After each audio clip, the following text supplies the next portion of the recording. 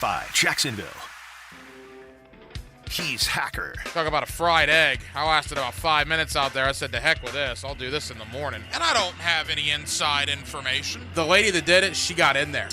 She made it happen. And he doesn't shy away from opinion. And I do enjoy drinking cold beer at ballparks. So if that makes me a baseball fan, then I'm a diehard baseball fan.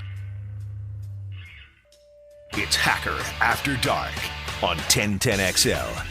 And a very good NFL Draft Eve to you, Jacksonville. It is Hacker After Dark, 1010XL, 92.5 FM with Dylan Denmark. The Hacker Ryan Green with you 24 hours from right now. Roger Goodell will walk across that podium in Detroit and officially put the Chicago Bears on the clock. The Jaguars, of course, pick 17th tomorrow night as it stands right now. They will have 8 picks over the 3-day period, including 5 of those 8 in the top 116. This is the last Hacker After Dark before the first round. I will be with you tomorrow afternoon with Hayes Carline sitting in on the Frangie Show as Frank gets ready for the Jaguar draft broadcast. So I'll be on 4 to 6 tomorrow with Hayes. But the last Hacker After Dark until round number 1. And 48 hours from now, during rounds 2 and 3, head coach Dave Campo will be in studio with us here on Hacker After Dark. So we have a ton to do over the next 72 hours or so. Guest lineup looks like this, and we're absolutely jam-packed. In fact, we're going to go to Detroit in less than 5 minutes. Brian Sexton of Jaguars.com is already up in Detroit. We'll get a lay of the land. We'll get a scene set from Brian Sexton coming up in less than 5 minutes. Also, Dave Kluge of Football Guys will stop by. Shane Hallam of Draft Countdown will stop by, and that's all really in the next hour. We're absolutely loaded. Our last show before the draft, we've been talking about it for 3 months, so we're going to get everything out there on the table tonight before the draft goes off tomorrow in Detroit.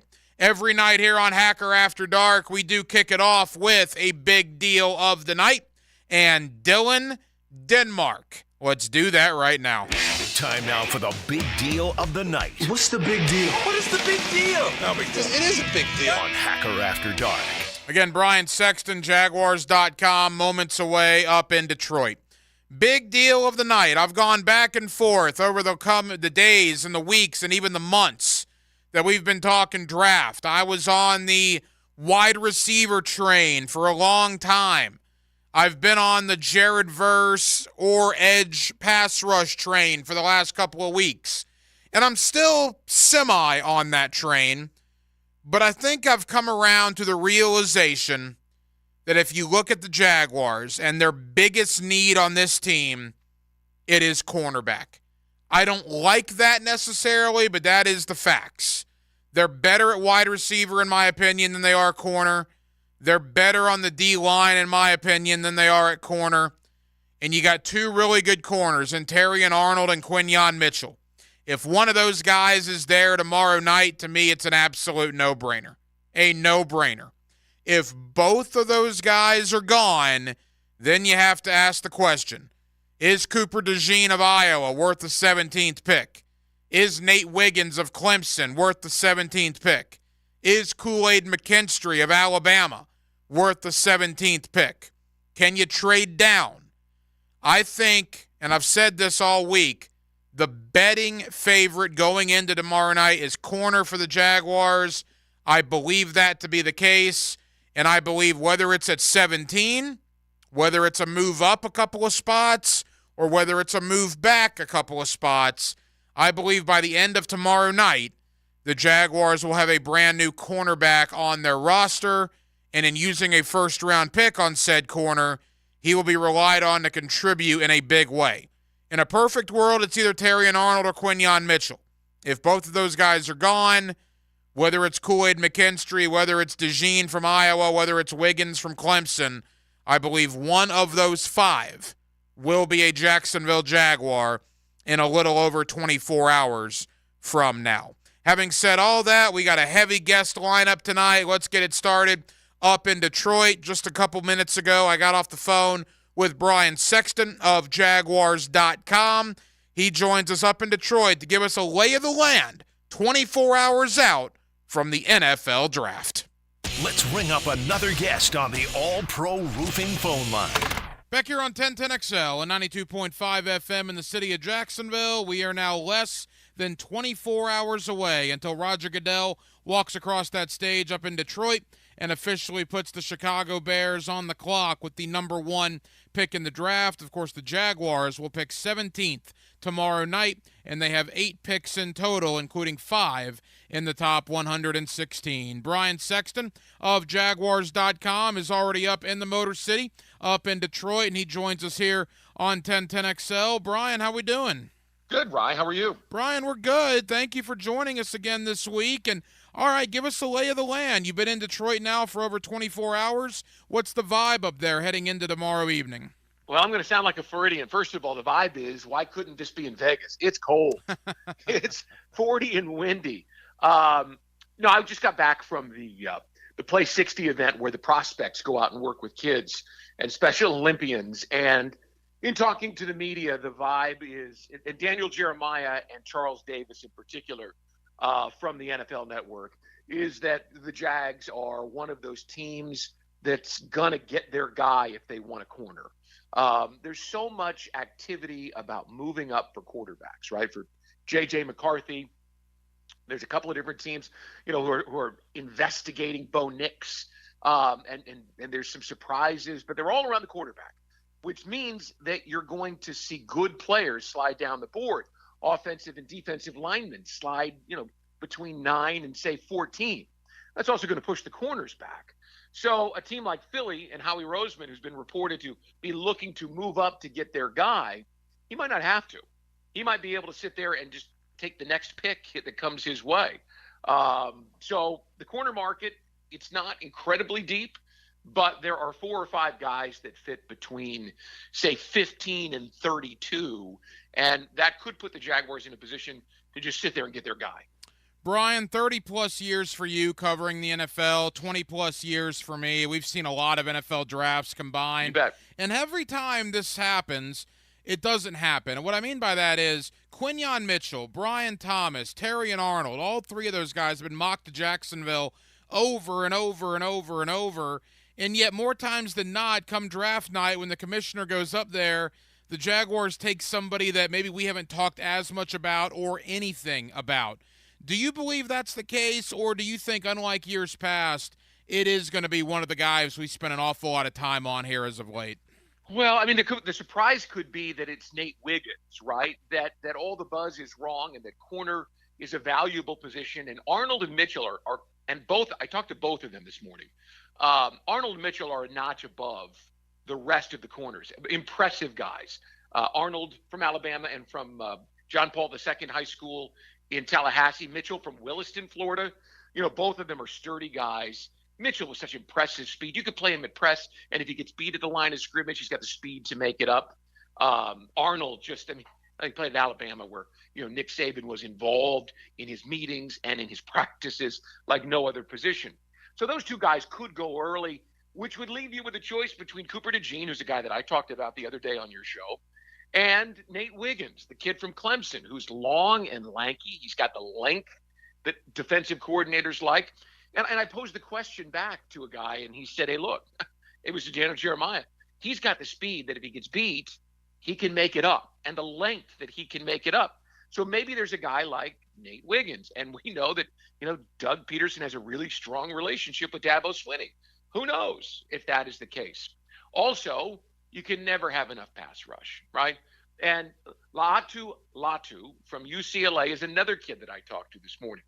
Impressive on the field this year. And remember, he was a guy who was medically retired by the University of Washington because of a neck injury. So he sat out for a year, and then he transferred to UCLA. He's a little bit older. He's a little bit wiser. He's got a bevy of pass rush moves. Good-sized kid. And again, incredible personality. Would really fit in that room with Josh Allen and with Trayvon Walker. So I could see both of those guys being in the mix. And you don't know. If there's an offensive lineman that they like, this is a great draft for offensive linemen. If there's an offensive lineman that they like, that suddenly is in their range, well, maybe that changes their calculus too. The one thing we know is that in a crystal ball business, man, you just can't pick who's going to pick in front of you, and you don't know who's going to leapfrog back up into the top 10 and be willing to trade, a bevy of picks to grab a guy that they want.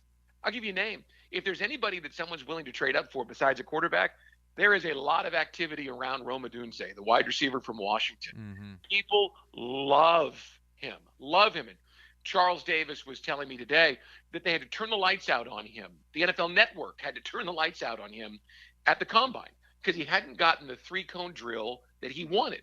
And so he was on the side working long after the wide receivers were done. And they had to say, hey, guys, we're closing the building. It's time to go. And people love him. And in fact, Daniel Jeremiah said he's a sleep well. You take him and you sleep well. So it's hard to pick, Ryan. Couple of more for Brian Sexton, Jaguars.com. He's up in Detroit getting ready for Jaguars.com's coverage of the NFL draft tomorrow night. Brian, as we've gotten further in the week, closer to the draft, the thought is 3 quarterbacks are absolute lock at this point, you would assume. J.J. McCarthy looks to be the 4th quarterback that's going to go in the top 16. And there is a legitimate conversation, at least outside of Detroit, about Michael Penix, maybe even about Bo Nix. Do you think that it's viable that 5 or even 6 quarterbacks go? Because, Brian, as you well know, the more quarterbacks that go before Jacksonville, the better it is for the Jaguars tomorrow night. You bet. I think 3, maybe 4 go before the Jaguars. Penix would be someone falls in love with him. His injury history with the ACLs, I think there's a shoulder of concern as well. He's been medically cleared. It just takes one, right? And if there's somebody who's got their eye on a quarterback and they lose out because someone vaults them to get the guy, yeah, you could see that. And you've got a guy. The Broncos are the wild card in flipping that switch, because Sean Payton's a quarterback whisperer. We all know what he did with Drew Brees, who who had shoulder surgery and had a shoulder injury.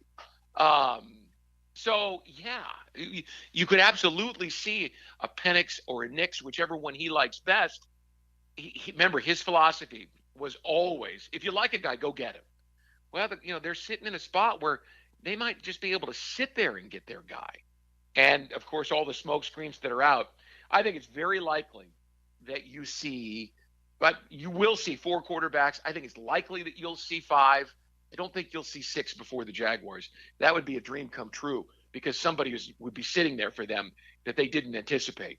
But yeah, that's where all the activity. That's why I have this sense talking to people that the Jaguars are going to be able to sit tight at 17 and get the if corner's their position.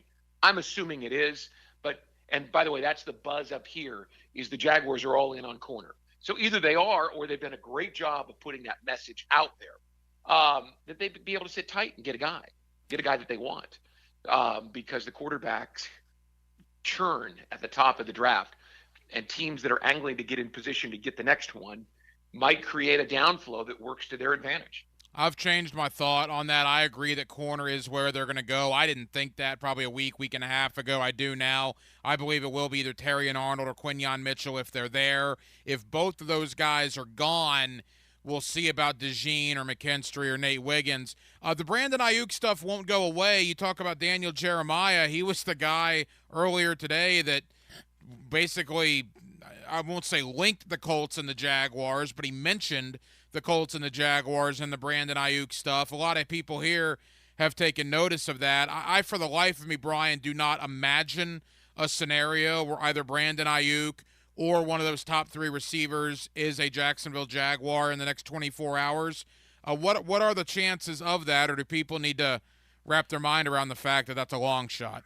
It's such a long shot, and here's why. Because there are good receivers through the first 3 rounds of this draft, and you not only don't have to give the pick away, but you don't have to give the big contract. Ayuk is going to come in and want a brand new deal, and you're not going to be able to trade for a player of his caliber without giving up your second-round pick and millions of dollars, like $20 million a year. Jaguars have cap room, yeah. They have a quarterback they need to sign, right? I just don't see that being viable. I'm not talking about the Jaguars here. I don't know who out there would give up a high pick and then the mega contract for Brandon Ayuk. I think he's a really good receiver, but I don't see the Jaguars being that team. Not on draft day. Not when you have the second round pick, 43, where you can sit and take a receiver and there will be a good receiver there. Will it be a player at Ayuk's level right away? No, it won't be. But is it a guy who could become Ayuk? Because remember, when the Niners came to Jacksonville in 2021, there was a lot of discontent with Ayuk. He was in his second year from Arizona State and hadn't had really any success. And then he had a breakout game against the Jaguars that year. And since then, has been a really good player. So I don't know. I don't see it happening because it costs too much in terms of draft capital and salary cap room. And we'll see what Trent Baalke does. I don't think moving up is in the cards. Moving back, that could be a separate issue. We saw him do it twice last year. If Arnold and Mitchell are both gone at corner, and maybe you like DeJean, McKinstry, and Wiggins, maybe you do move back 5, 6, 7 spots, gain some more draft picks, and still get your guy in the mid to late 20s tomorrow night in round number 1. Brian Sexton, Jaguars.com. All right, Brian, you're up in Detroit. Give us a lay of the land. What can people expect beginning tomorrow with your coverage, with Jaguars.com's coverage up there in Detroit? Well, we'll have happy hour, and I'll jump on and give the latest from Detroit. That's at 4 o'clock tomorrow afternoon. And then we've got a 7:30 show on YouTube, and then live coverage, obviously, on 1010 with some of our guys that will be engaged in that. And if the Jaguars pick is here in Detroit, that's why I'm here. If the Jaguars pick is here on site, we'll have one of the first interviews with him. We'll get that turned around quickly, and people will get a sense of whoever that is and how excited they are. And listen, these interviews are always one of the most fun that we do because you see a young man and his family watch their lives change in an instant. So that is something to look forward to. Again, the first 5 years we did this, right? We got Dante Fowler, Jalen Ramsey, Leonard Fournette, Taven Bryan, and Josh Allen. We're all there. And since then, there was no Trevor, there was no Travis, there was no Trayvon. We got I'm going to brag the linebacker from Utah. Devin Lloyd. Devin Lloyd, and then last year no Anton Harrison. So I hope this year there is a player who is here. It will make it worthwhile. Brian Sexton, Jaguars.com. Brian, I can't thank you enough. Twice in the last 3 days you've hopped on. Really appreciate it. We'll be listening tomorrow night to you up in Detroit. Thank you, my friend. Let's do it again after the draft. We'll see how the Jaguars fared. You got it. Take care, Ryan. There you go, Brian Sexton, Jaguars.com. Appreciate his time a little earlier up there in Detroit. It's all draft all the time up until 10 o'clock. We're on the eve of the NFL draft. If you've listened to me for any amount of time, you know I love Draft Countdown. It's one of my favorite websites. Shane Hallam is the man that runs Draft Countdown. He's been a very busy man this week, but he made time for us this evening as we're going to talk Jags, a little AFC South, and more. Less than 24 hours until the NFL draft. Shane Hallam of DraftCountdown.com is coming up next on a Wednesday night in Jacksonville, Florida. We're glad you're with us. It's 1010XL, and it's 92.5 FM. You demanded more of us. You demanded perfection. But we have won every single game we have played till now. So this team is perfect. We stepped out on that field that way tonight. That's how we want to leave it. 1010XL. Hacker here for Awaken 180 Weight Loss. Awaken 180 Weight Loss. February 20th, I started on that program. Here we are on April the 24th. I'm down over 50 pounds. How is that possible? Well, it's possible with the good folks of Awaken 180. It's the best weight loss program I have ever been on. I was carrying little Hack around the house this weekend. The kid weighs like 45 pounds. And as I'm carrying him, it dawned on me. I've lost little Hack and then some in weight in just the last 2 months. Thank you, Awaken 180. If it's time for you to drop some weight like it was for me, do what I did. Make the call. 844-346-1800. That's 844-346-1800 or online, awaken180weightloss.com. Guys, if I can do it, anybody can do it. It's the best weight loss program I've ever done. It works. Try them for yourself. Awaken 180 Weight Loss.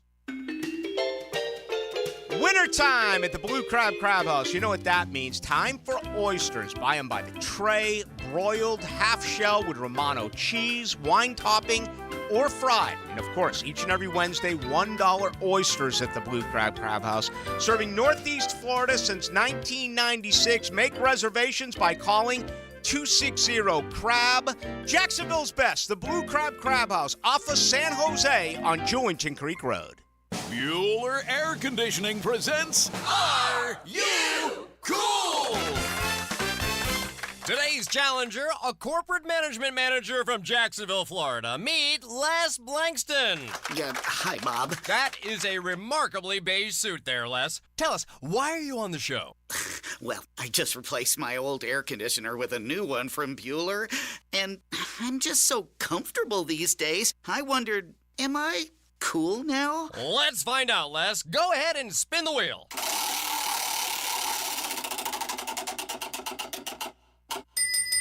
That's right, Les. By upgrading your old AC to a more energy-efficient model from Bueller Air Conditioning, you'll save money, save energy, and proudly show your family that you are cool. Ooh, do you think I should get a mohawk? Pace yourself, Les. Stay cooler with Bueller. Visit BuellerAir.com. Hey, sports fans, this is Hayes Carlyon from MyBookie. Look, we've all been there before. A weekend trip to the casino canceled because real life came calling. Well, MyBookie's new and improved online casino is here to change the game.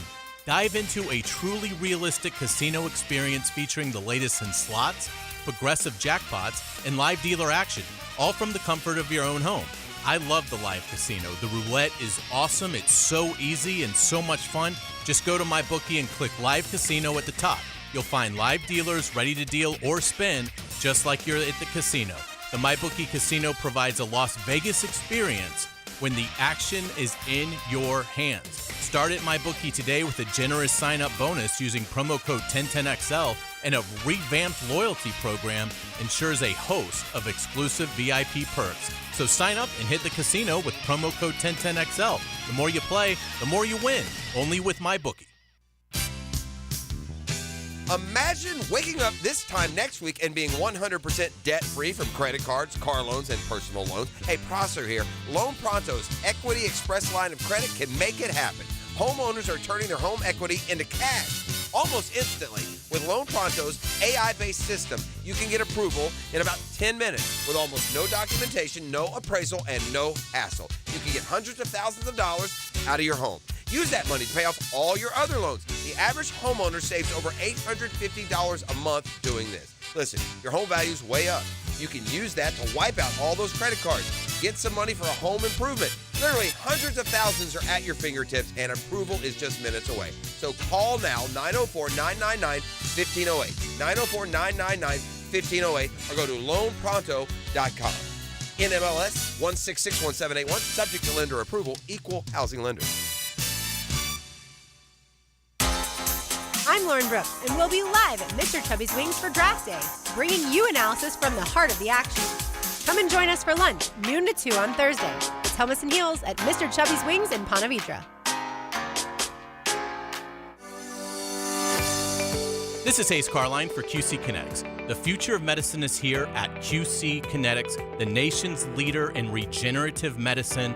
If you're tired of achy joints, if your joint pain is keeping you from doing what you love, you need to call QC Kinetics now. They've got 2 great locations. Call for a free consultation at 904-274-5522. That's 904-274-5522. And go see them, Mandarin and Ponte Vedra. You can get in. They've got availability. You need to give them a call. Stop dealing with pain in your hips and your shoulders and your knees. Steroids, surgery, drugs, these are no longer your best options. Regenerative medicine at QC Kinetics is transforming lives with innovative treatments that deliver lasting results. Give QC Kinetics a call today. Again, 904-274-5522. Go see them in Mandarin and Ponte Vedra. That's QC Kinetics. 1010XL is presented by Farah and Farah, exclusive injury law firm of the Jacksonville Jaguars. Protecting you and your family. Call 396-5555. Jacksonville. Let's ring up another guest on the All-Pro Roofing phone line. Back here on 1010XL at 92.5 FM in the city of Jacksonville. We are glad you are with us. And then there was one day remaining until the NFL draft. Of course, the Jaguars tomorrow night have the 17th pick in round number 1. They have 8 picks in total over Thursday, Friday, and Saturday, including 5 selections in the top 116. With that, Shane Hallam of DraftCountdown.com. For those of you that have listened to my program over the years, you know I love Draft Countdown, and Shane's been a big part of our draft coverage over the years here on 1010XL. Shane, how you doing? I'm good. It's like Christmas Eve here, just ready to unwrap the gifts tomorrow for the draft. I can't wait. A guy like you, that this is what you do, right? I mean, you run DraftCountdown.com for the day before the draft, a year's worth of work. I mean, what is this day like for you?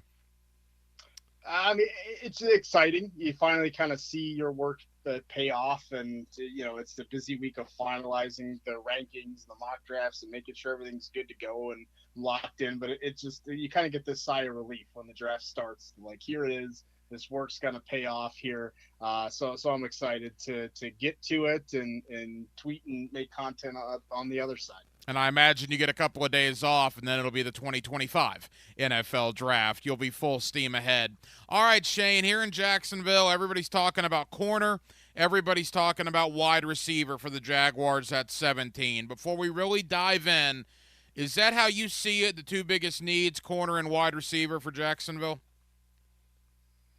I do. I think that's probably the way that they're going to go, depending on if the Jaguars want to move around the board a little bit and how it falls. I think there are still other possibilities. I'm not leaving out defensive lineman or an interior offensive lineman. I think if the board falls certain ways and the Jaguars get kind of stuck, they can definitely pivot to those other positions. But the cornerback group is deep enough that you should be able to find one there. And then wide receiver, I think it's going to depend on how much they like a Brian Thomas Jr. out of LSU, for example, or Xavier Worthy out of Texas, et cetera, one of the Texas guys, that if they're comfortable taking that risk at 17.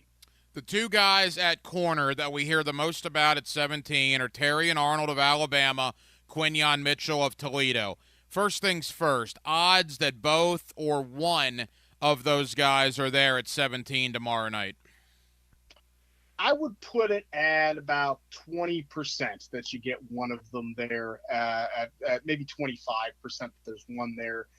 Both, I think, 10%. I doubt that both will be there because of the needs of some of the teams picking above them. The Colts definitely have shown interest in corner. The Raiders have shown interest in corner, even the Broncos or Vikings potentially. So, but, looking at the board, there's so many offensive linemen and teams that need that. If the quarterbacks get pushed up, that's when I think you could see Quinyon Mitchell or Terrion Arnold falling to 17. I also don't think it's out of the realm possibility for the Jaguars not to move up a ton, but move up, 3 picks and give up something small to secure one of those players if they fall, say, to 14 to the Saints, who like to move back and move around the board a lot.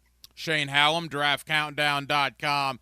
Shane, what I've been told, I'm curious your opinion, it's like 6 in one hand, half a dozen in the other, if you like Arnold more, if you like Mitchell more. But what I've been told is perhaps Mitchell from Toledo might fit Ryan Nielsen's scheme here in Jacksonville a little better than Arnold from Alabama. What's your thought there? I would agree with that. I'm a Quinyon Mitchell fan. I mean, I like both players. I think they're both top 20 picks for sure. I think Quinyon Mitchell is just such a shutdown corner at his level, and we saw it when he played up in competition. And I think in Ryan Nielsen's offense, what Mitchell brings to the table is you have a little more of that kind of size and physicality at the line of scrimmage. I think he's better at the jam than Terrion Arnold. Arnold is the playmaker. I mean, Arnold's the guy that plays the ball really well, can make the big play. Quinyon Mitchell, I don't think he's going to intercept, double-digit passes a year. That's not what you're asking him to do. You're asking him to shut down the number one wide receiver of the opposing team, and that's what he will do well. So I think that's more in line with maybe what the Jaguars want. But I think it's, like you said, I mean, you take the best guy. These two are clearly a tier above Nate Wiggins, the third corner from Clemson. If one's there and the other's gone, I don't think you hesitate to take Arnold, even if Mitchell is off the board. Now, here's the question, Shane. If both Arnold and Mitchell are gone, whether it is Nate Wiggins, DeJean from Iowa, McKinstry, the other Alabama corner, would any of those guys warrant the 17th selection overall? I personally wouldn't do that if I were the Jaguars. I don't think I would reach at 17 for one of the other corners in this draft. I think maybe explore trade down if you really want a guy. But it wouldn't surprise me. I think Nate Wiggins is probably the one that you could make the justification for because he has the speed and athleticism to match up to top wide receivers in the NFL despite not having the size, which I think is what knocks Wiggins down. In my final mock draft that'll come out tomorrow, I do have the Jaguars taking Terrion Arnold at 17. I have Wiggins going 2 picks later. So it's not out of the question. It's not, a giant jump down. But if it was me, I just wouldn't want to spend a top 20 pick on a corner of Wiggins' size. And if I was the Jaguars, maybe you look to round 2, round 3 for that cornerback position. Couple of more for Shane Hallam, draftcountdown.com. All right, Shane, let's go to wide receiver. We know Marvin Harrison Jr., Malik Neighbors, Rome Odunze, they will be long gone by the time the Jaguars select at 17. Brian Thomas appears to be the guy if they want to go wide receiver. There was talk about A.D. Mitchell out of Texas, but it appears to me that Thomas might be separating himself a little bit from A.D. Mitchell as the clear number 4 wide receiver in this class. If Jacksonville were to go that route tomorrow night, does Brian Thomas warrant the 17th pick, and what are your thoughts on him? I think from a talent perspective, Brian Thomas warrants the 17th pick. We saw him lead college football in touchdown receptions last year. He's big, he's fast, he's rangy. You get kind of everything that you want in Thomas when you have a 6'3", 209 player that can run in the low 4.3s. Plus, he's a great red zone threat because of that size, because of his athletic abilities. So I think from a playmaking perspective, Thomas is still a little bit raw in some of the fundamentals, running routes, how to use his upper body to fake out corners. He just started playing the position late in high school, so definitely still raw in that area. But I don't think the Jaguars need someone to come in and be an absolute stud number 1 day one. They have some I think they have some depth there at wide receiver and can let Thomas come along. The one issue with Brian Thomas is he did have surgery on a torn labrum fairly recently, and the medical red flag popped up late, and that could be one of those things that gives you a pause. Do I really want to spend this pick not being able to go back in, take a look at that shoulder, make sure everything's sound? Maybe not. I think that could be the one hesitation if we do see Brian Thomas Jr. fall tomorrow. It's probably because of the medical red flag. It's a dangerous proposition to gamble against the draft board, but what I've been told, Shane, is if you need corner and wide receiver, maybe go corner in round 1 because wide receiver's deeper and you can get a better wide out at 48 than a corner. Do you agree with that? I would agree with that statement. I like the day 2 wide receivers in this group very well. I think you mentioned A.D. Mitchell. He could fall to round 2. Keon Coleman from Florida State, Lad McConkey from Georgia. There's a ton of wide receivers, I think, in round 2, even into round 3, that I think could be quality starters. I think corner is the more immediate need, and I think there's a bigger drop off from the round 1 corners. I think we're going to see 5 cornerbacks go in round 1 tomorrow. After that, you're looking at maybe 1 or 2 guys that I really feel comfortable with in round 2, and they might not make it to Jacksonville, and so you're really gambling in that case. If not corner, if not wide receiver, offensive tackle I think is interesting because Cam Robinson and Walker Little are both going to be free agents after the 24 season. You obviously have Anton Harrison, who looks like he's going to be very good, but offensive tackle potentially a need. Now, some Jaguar fans are saying, well, I don't really want to draft somebody at 17 if they're not going to play in 2024. That's an interesting argument, but again, this is not a one-year proposition. the draft is supposed to be a 5 to 10 year proposition, and because of the uncertainty with Robinson and Little's futures after this season, I wonder potentially if offensive tackle could be in play for Jacksonville at 17. Your thoughts? I think it could. I think their pick at 17 lines up with the offensive tackle value in this group. So that could be a possibility, whether it be Talise Fuaga from Oregon State, J.C. Latham from Alabama, Tyler Guyton from Oklahoma. I think the one thing that could hold them back is all of those tackles that I mentioned, the guys that are in that range, even Amarius Mims from Georgia, are played right tackle in college. So it'd be a projection if you're like, hey, we're going to draft this guy and, we feel confident with Anton Harrison at right tackle. Maybe you can move Harrison over to left. This player can play right. Or you feel like, okay, I have a year to develop them as a left tackle. There's some that definitely have the athleticism to do it. So, either way, it's kind of a projection. I think that might be the tough piece of how do you want to shift the offensive line around if you do draft someone. And let's be honest. I mean, the injuries are going to happen. And I think if you draft a tackle at 17, they're probably going to play at some point this year in some way or another. That's usually how it goes. Final moments, Shane Hallam, draftcountdown.com. All right, Shane, there's rumors that 4, dare I say 5, or even 6 quarterbacks could go reasonably early tomorrow night, which is great news for Jacksonville, who's certainly not in the market for a QB. The more quarterbacks that go, the more some of these defensive guys get pushed down the board. How do you see it? Do you believe the rumors out there that we're talking 4, 5, or even 6 quarterbacks could go reasonably early? I think we do this every year, right? We look at the teams and we say these teams need a quarterback, so they're all just going to take one. And that's not how it works. Will Levis last year was the betting favorite to be the number 2 overall pick and the number 4 overall pick. He went in round 2.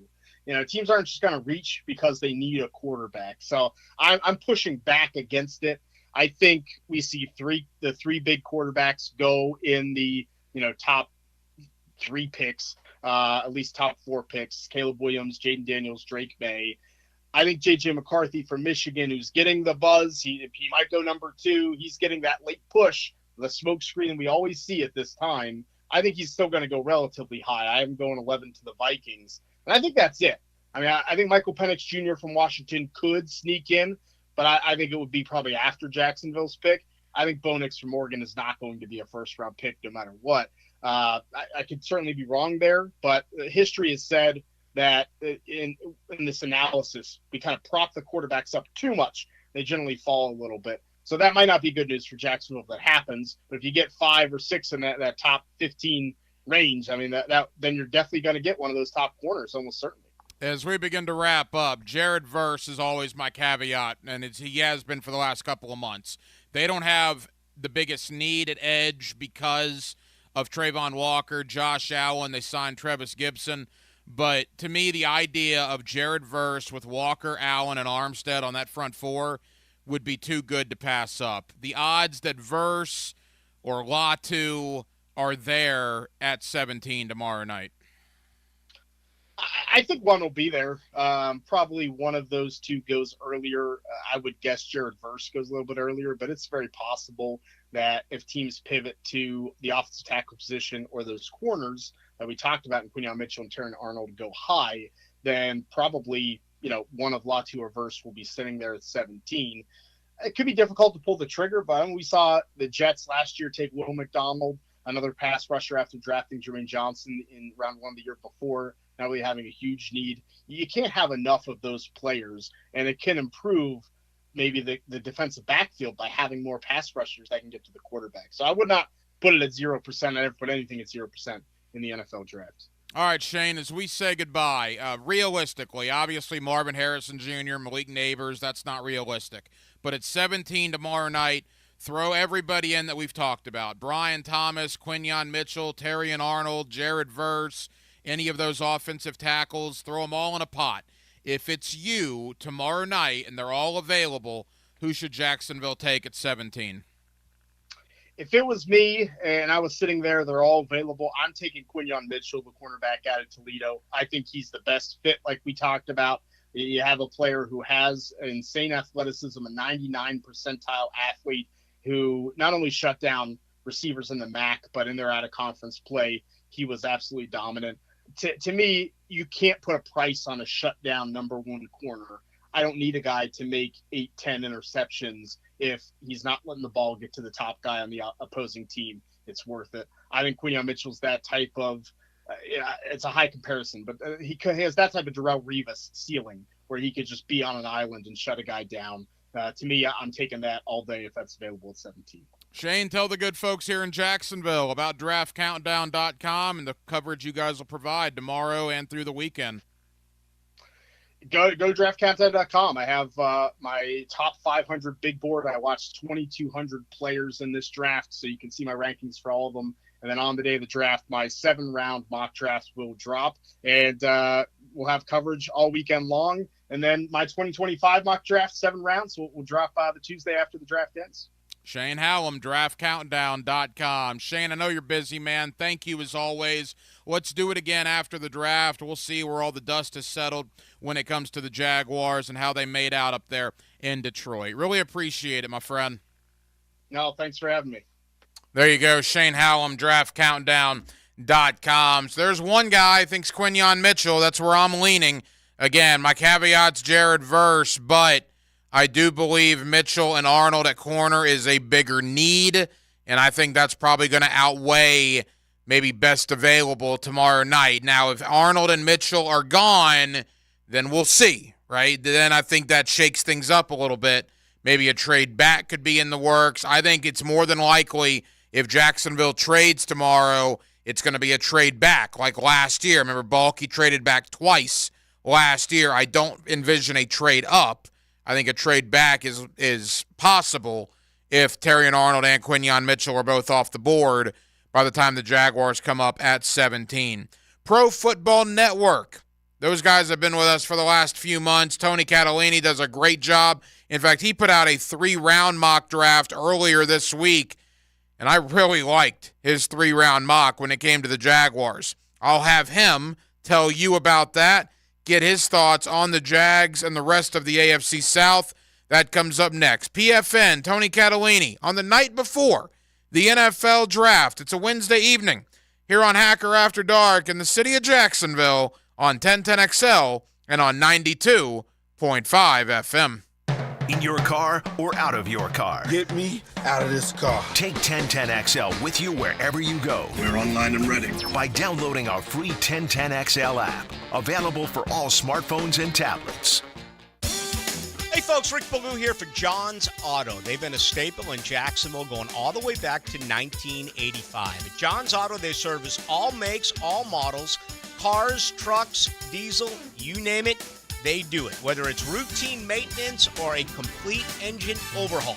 Call John's Auto on Arlington Road. That's 904-743-3857 or go to johnsautomotivejacks.com.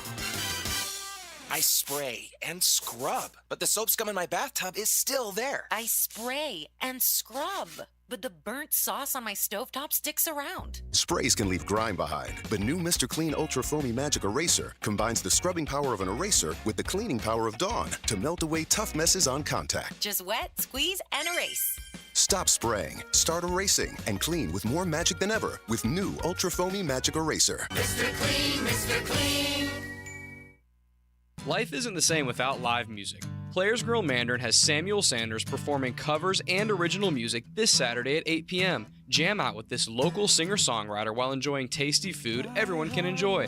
Players Grill Mandarin, where the neighborhood meets. Visionaries, builders, and doers. Are you ready to change the world? Miller Electric is your opportunity to shape the future. Miller Electric is leading the charge in electric vehicle technology with our state-of-the-art EV Innovation Design Center. We're working to create a sustainable future. We're also the proud partners of the Jacksonville Jaguars, powering their performance at the brand new Miller Electric Center.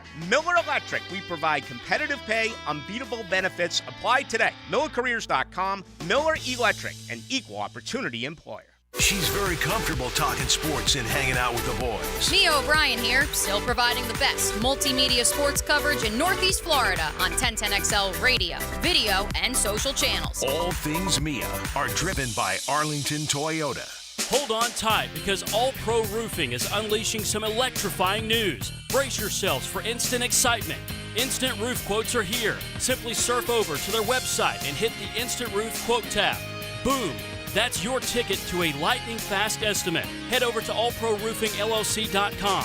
Click that Instant Roof Quote tab. What are you waiting for? Click on the Instant Roof Quote tab today at allproroofingllc.com. License number CCC 1327056. CDC 060138. You know, they say April showers bring May flowers, but about Nye, they're bringing more than just blooms this April. Hick and here, gang. It's time to spring into action and refresh your vision for the brighter days ahead.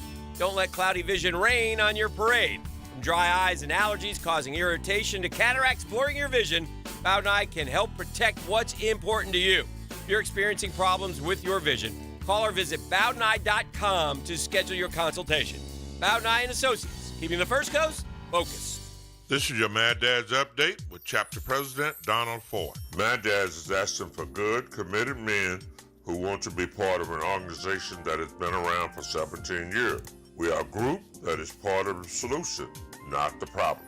We are a group that don't stand around murmuring and complaining, but get into action and hit the streets to get the community to break the code of silence to remove the murderers off our streets. We do not require a lot of time, just willing and able bodies to get involved. We've had far too many murders this year already not to get involved. If you want to be part of this great organization, call 904-718-1649. We're looking for men, not men acting like boys.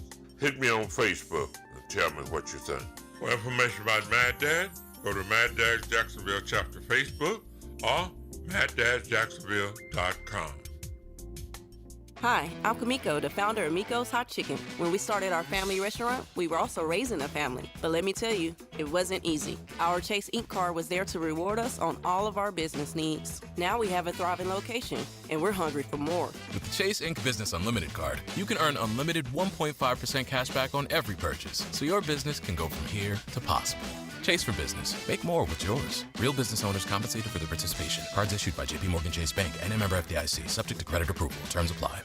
Spring is here, and along with it comes the best golfing days of the year. Come out to Hidden Hills and test out our Arnold Palmer signature masterpiece and enjoy the popular Hills Grill after your round. Book your tee time today, hiddenhillsgc.com. Here's your 1010XL First Coast Community Calendar. Dreams Come True is a local wish-granting organization giving dreams and special times to local children battling life-threatening illnesses. Find out how you can help at dreamscometrue.org. The Wounded Warrior Project provides what medicine and technology can't: community, counseling, and a second chance. Find ways to help at woundedwarriorproject.org. If you're between ages 16 and 24, you can learn a career in construction, electrical, plumbing, or masonry with free training from the AMI Kids Florida Registered Free Apprenticeship Program. Call 576-7337. There's a critical need for all blood types. Please consider donating at a local blood donation center. If you could benefit from a grief and loss support group, call Haven Hospice at 279-1677. If you're involved in a community event and you'd like us to help spread the word, find out how at 1010XL.com.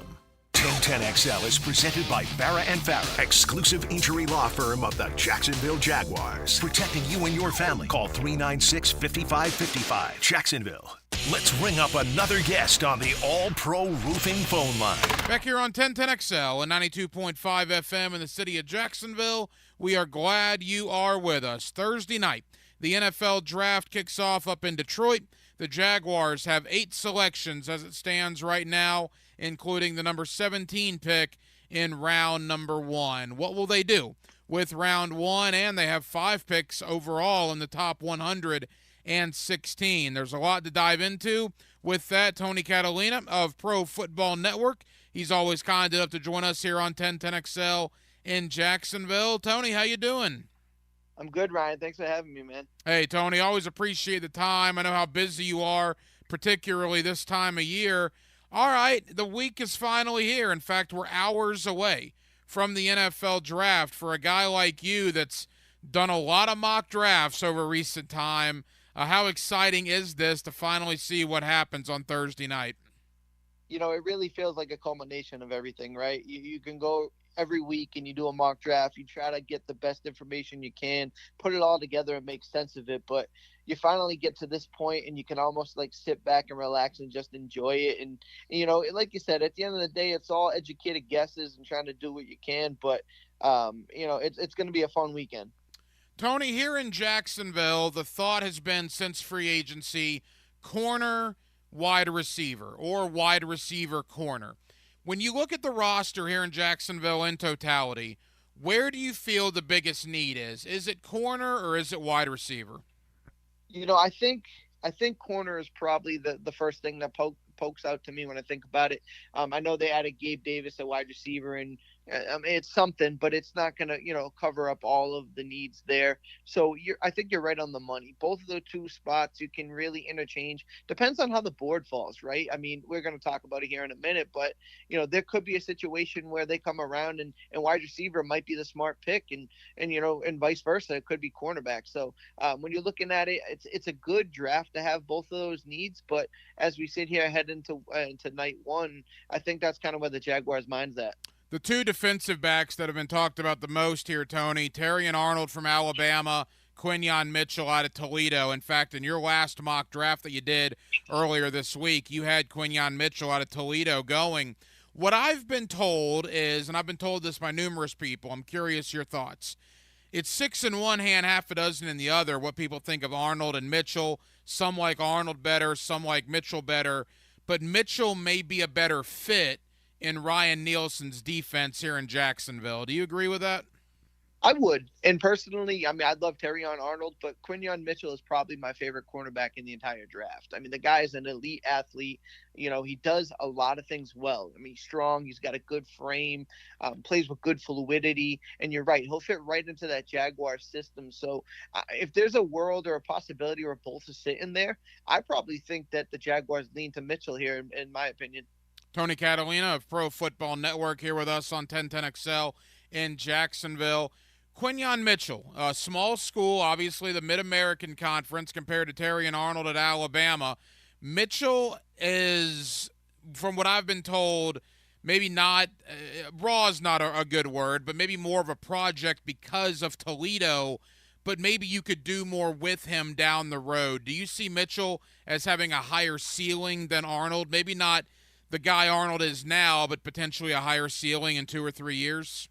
I could agree with that, right? There's a little bit of untapped potential, a little bit of unknown there just because he came from, a MAC school, a smaller school, obviously, compared to Alabama. But it was really the Senior Bowl and what he was able to do with that top level of talent that kind of woke some people up. Like, I know scouts talking to people around the league, there was no real question marks about him. They kind of understood what he could bring to the table. It was more of like a public coming out party that week.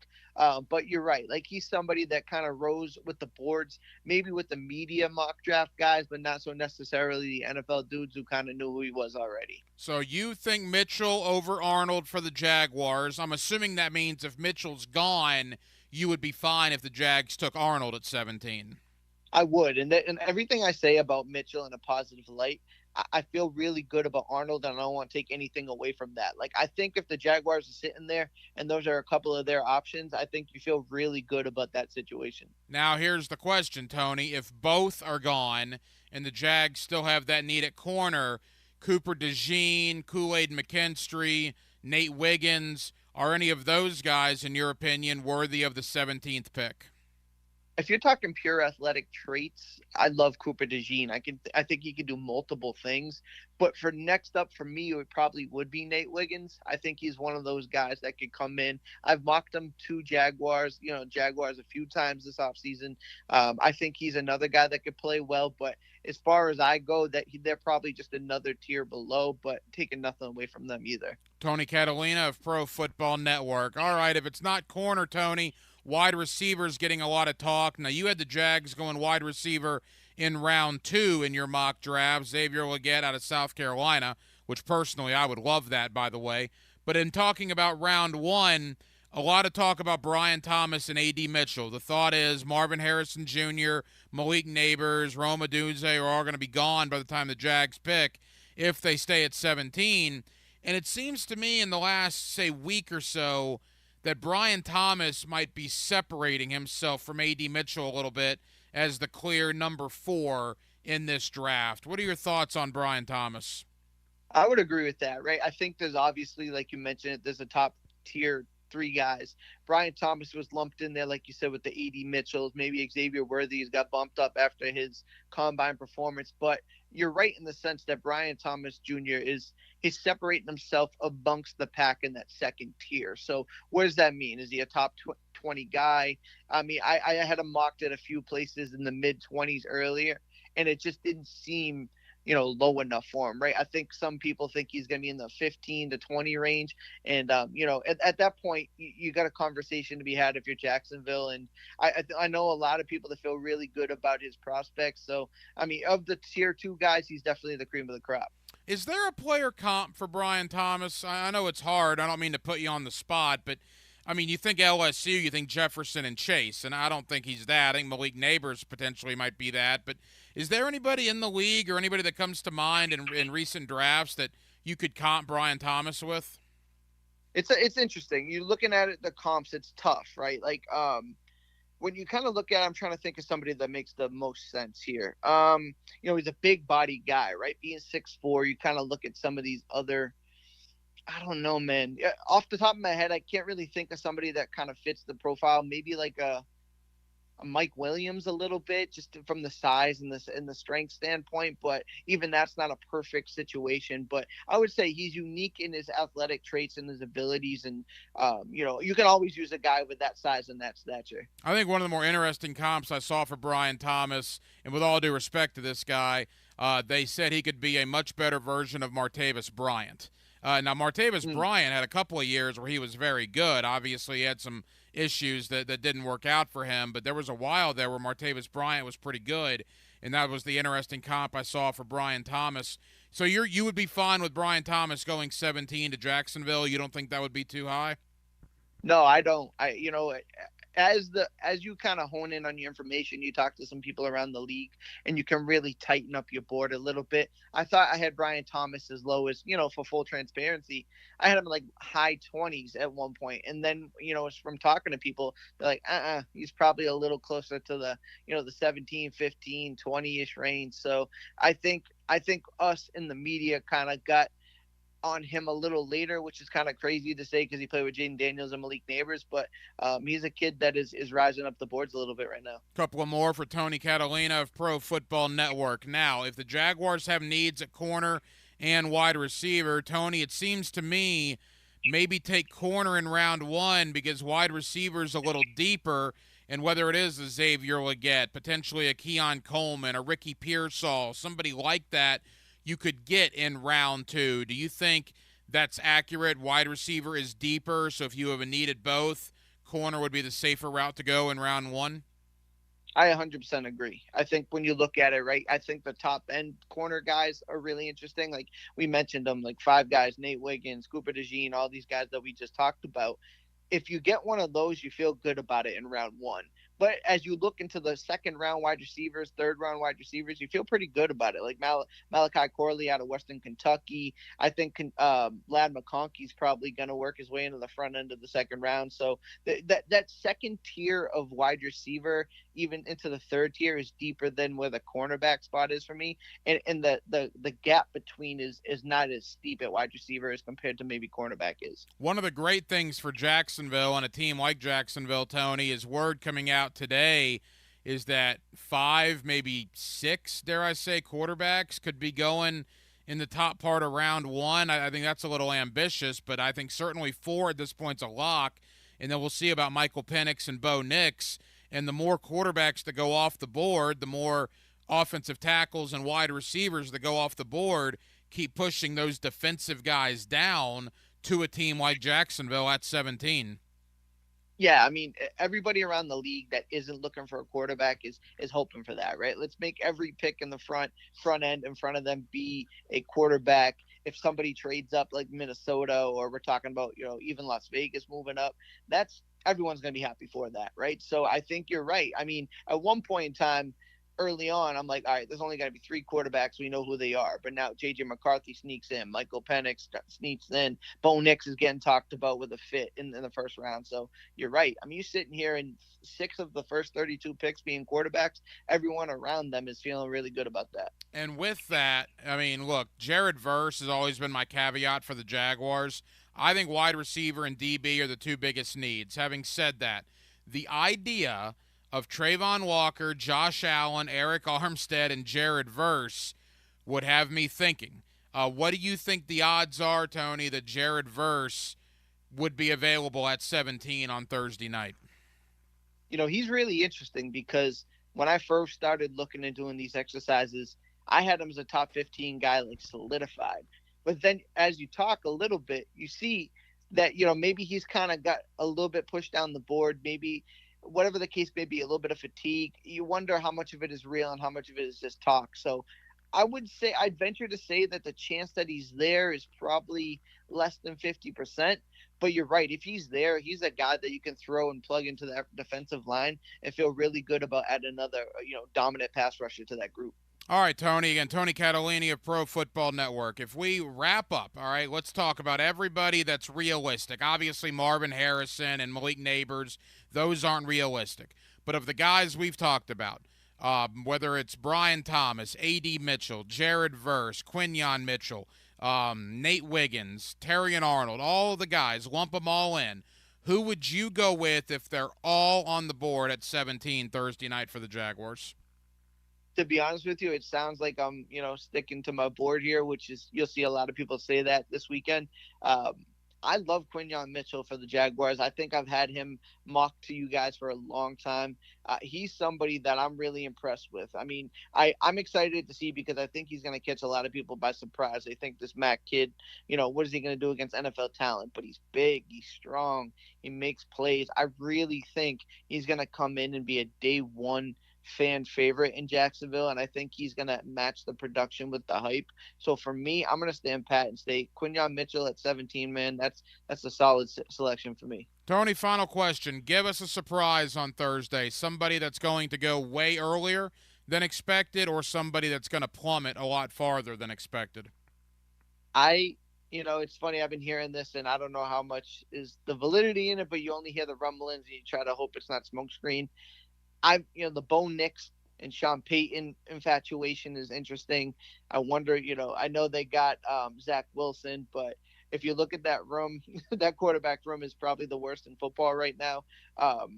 For me, I wouldn't be surprised to see some type of maneuver that Sean Payton ends up with Bo Nix in Denver. Boy, that would be very, very interesting. And again, that would bring a smile to Jaguar fans' faces because that would mean more defensive guys would get pushed down the board.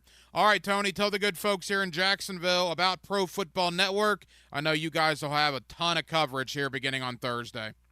Absolutely. We're going to be jam-packed with all the, NFL draft content. You can find me on Twitter, Tony_Catalina, and all the Pro Football Network stuff. So, man, I appreciate it. Tony Catalina of Pro Football Network. Tony, enjoy the draft. Really appreciate you hopping on with us here for just basically hours before the draft kicks off.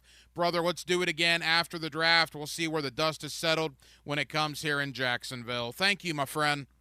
Absolutely. Take care, man. Now, 1010XL takes you inside the program director's office with Dan and Jeff. I want to be good. Good. Mornings. Very good. You've got to be joking. On 1010XL.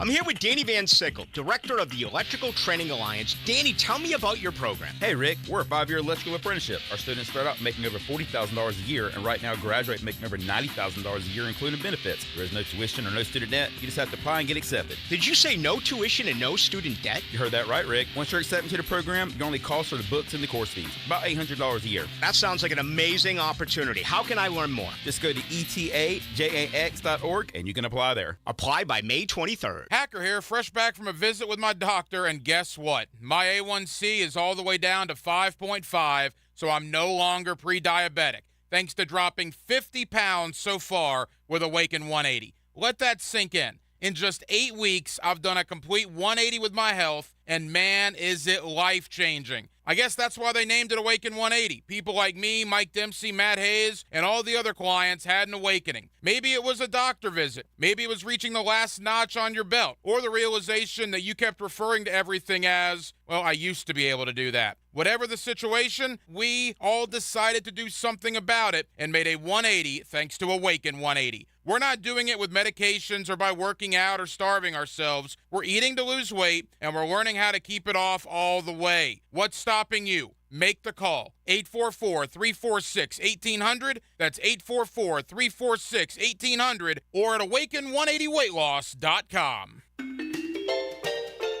Wintertime at the Blue Crab House. You know what that means. Time for oysters. Buy them by the tray, broiled, half shell with Romano cheese, wine topping, or fried. And of course, each and every Wednesday, $1 oysters at the Blue Crab House. Serving Northeast Florida since 1996. Make reservations by calling 260-CRAB. Jacksonville's best, the Blue Crab House, off of San Jose on Jewington Creek Road.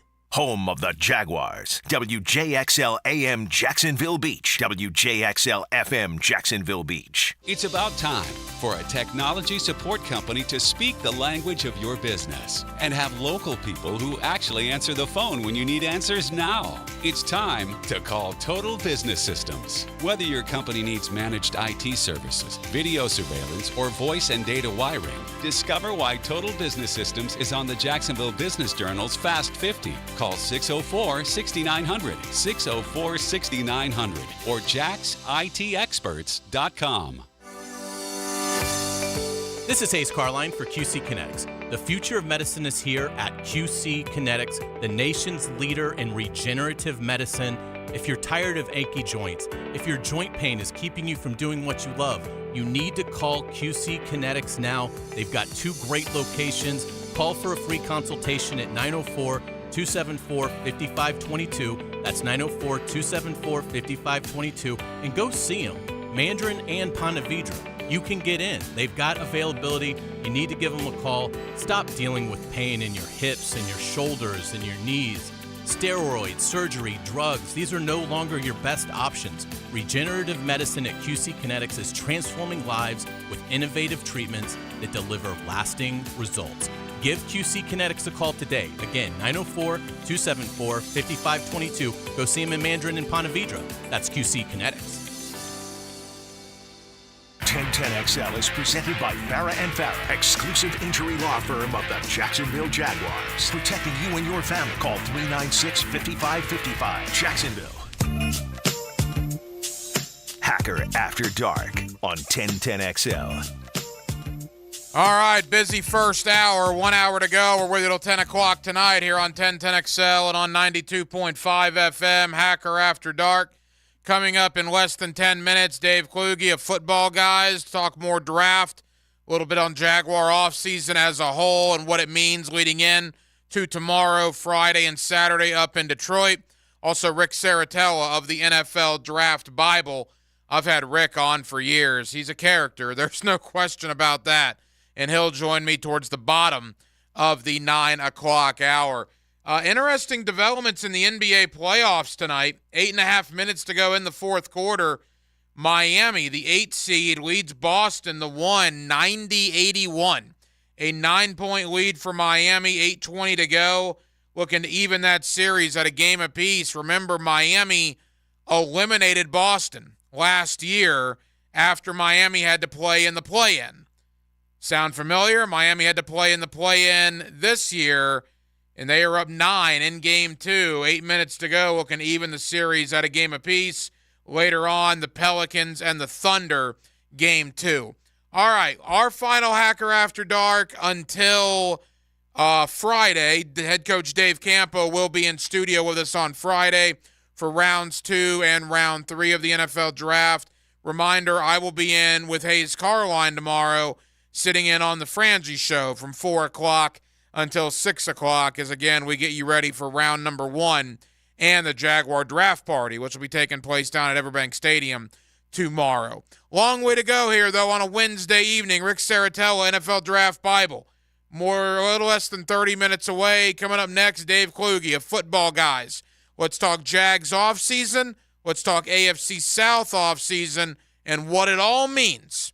Heading into Detroit tomorrow night, now less than 24 hours away from the National Football League draft. With Dylan Denmark, the hacker Ryan Green with you as we roll on a Wednesday evening here in Jacksonville, Florida. It's Hacker After Dark. 1010XL puts the ball in play-by-play. Kick on the way! Impeccable today. From way downtown. That ball's ripped. For play-by-play, it's 1010XL. Hey, Hicken here. I couldn't be any happier than to join the George Moore Chevrolet family. When I say family, I mean it. Visit their beautiful showroom today off Atlantic Boulevard. Find out exactly what I'm talking about. No pressure, just friendly help. And whether you want a car, a truck, SUV, electric, pre-owned, you name it, George Moore Chevrolet has it. And if you can't make it over to Atlantic Boulevard, no problem. MooreChevy.com is easy to navigate as any site you will try. It's never been more easy to use. George Moore Chevrolet. Together, let's drive. Bueller Air Conditioning presents Are You Cool? Today's challenger, a corporate management manager from Jacksonville, Florida. Meet Les Blankston. Hi, Bob. That is a remarkably beige suit there, Les. Tell us, why are you on the show? Well, I just replaced my old air conditioner with a new one from Bueller, and I'm just so comfortable these days. I wondered, am I cool now? Let's find out, Les. Go ahead and spin the wheel.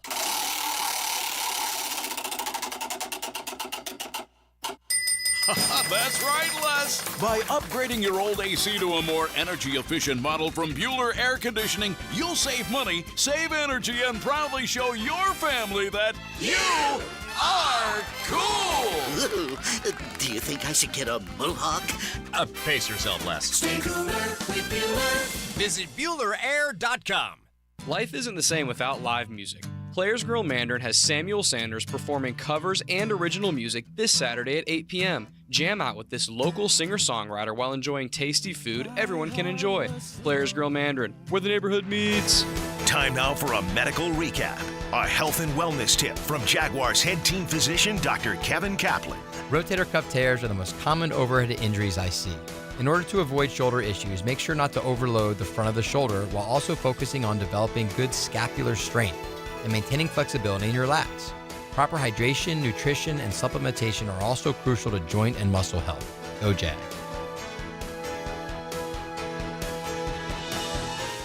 Nobody gets in the war room, but 1010XL will get you close. That's good. That's very good. 1010XL's draft coverage is brought to you by Renewal by Anderson Windows and Doors, proud partner of the Jacksonville Jaguars. Hi, I'm Kamiko, the founder of Miko's Hot Chicken. When we started our family restaurant, we were also raising a family. But let me tell you, it wasn't easy. Our Chase Ink card was there to reward us on all of our business needs. Now we have a thriving location, and we're hungry for more. With the Chase Ink Business Unlimited card, you can earn unlimited 1.5% cash back on every purchase, so your business can go from here to possible. Chase for business. Make more with yours. Real business owners compensated for their participation. Cards issued by JPMorgan Chase Bank and a member FDIC. Subject to credit approval. Terms apply.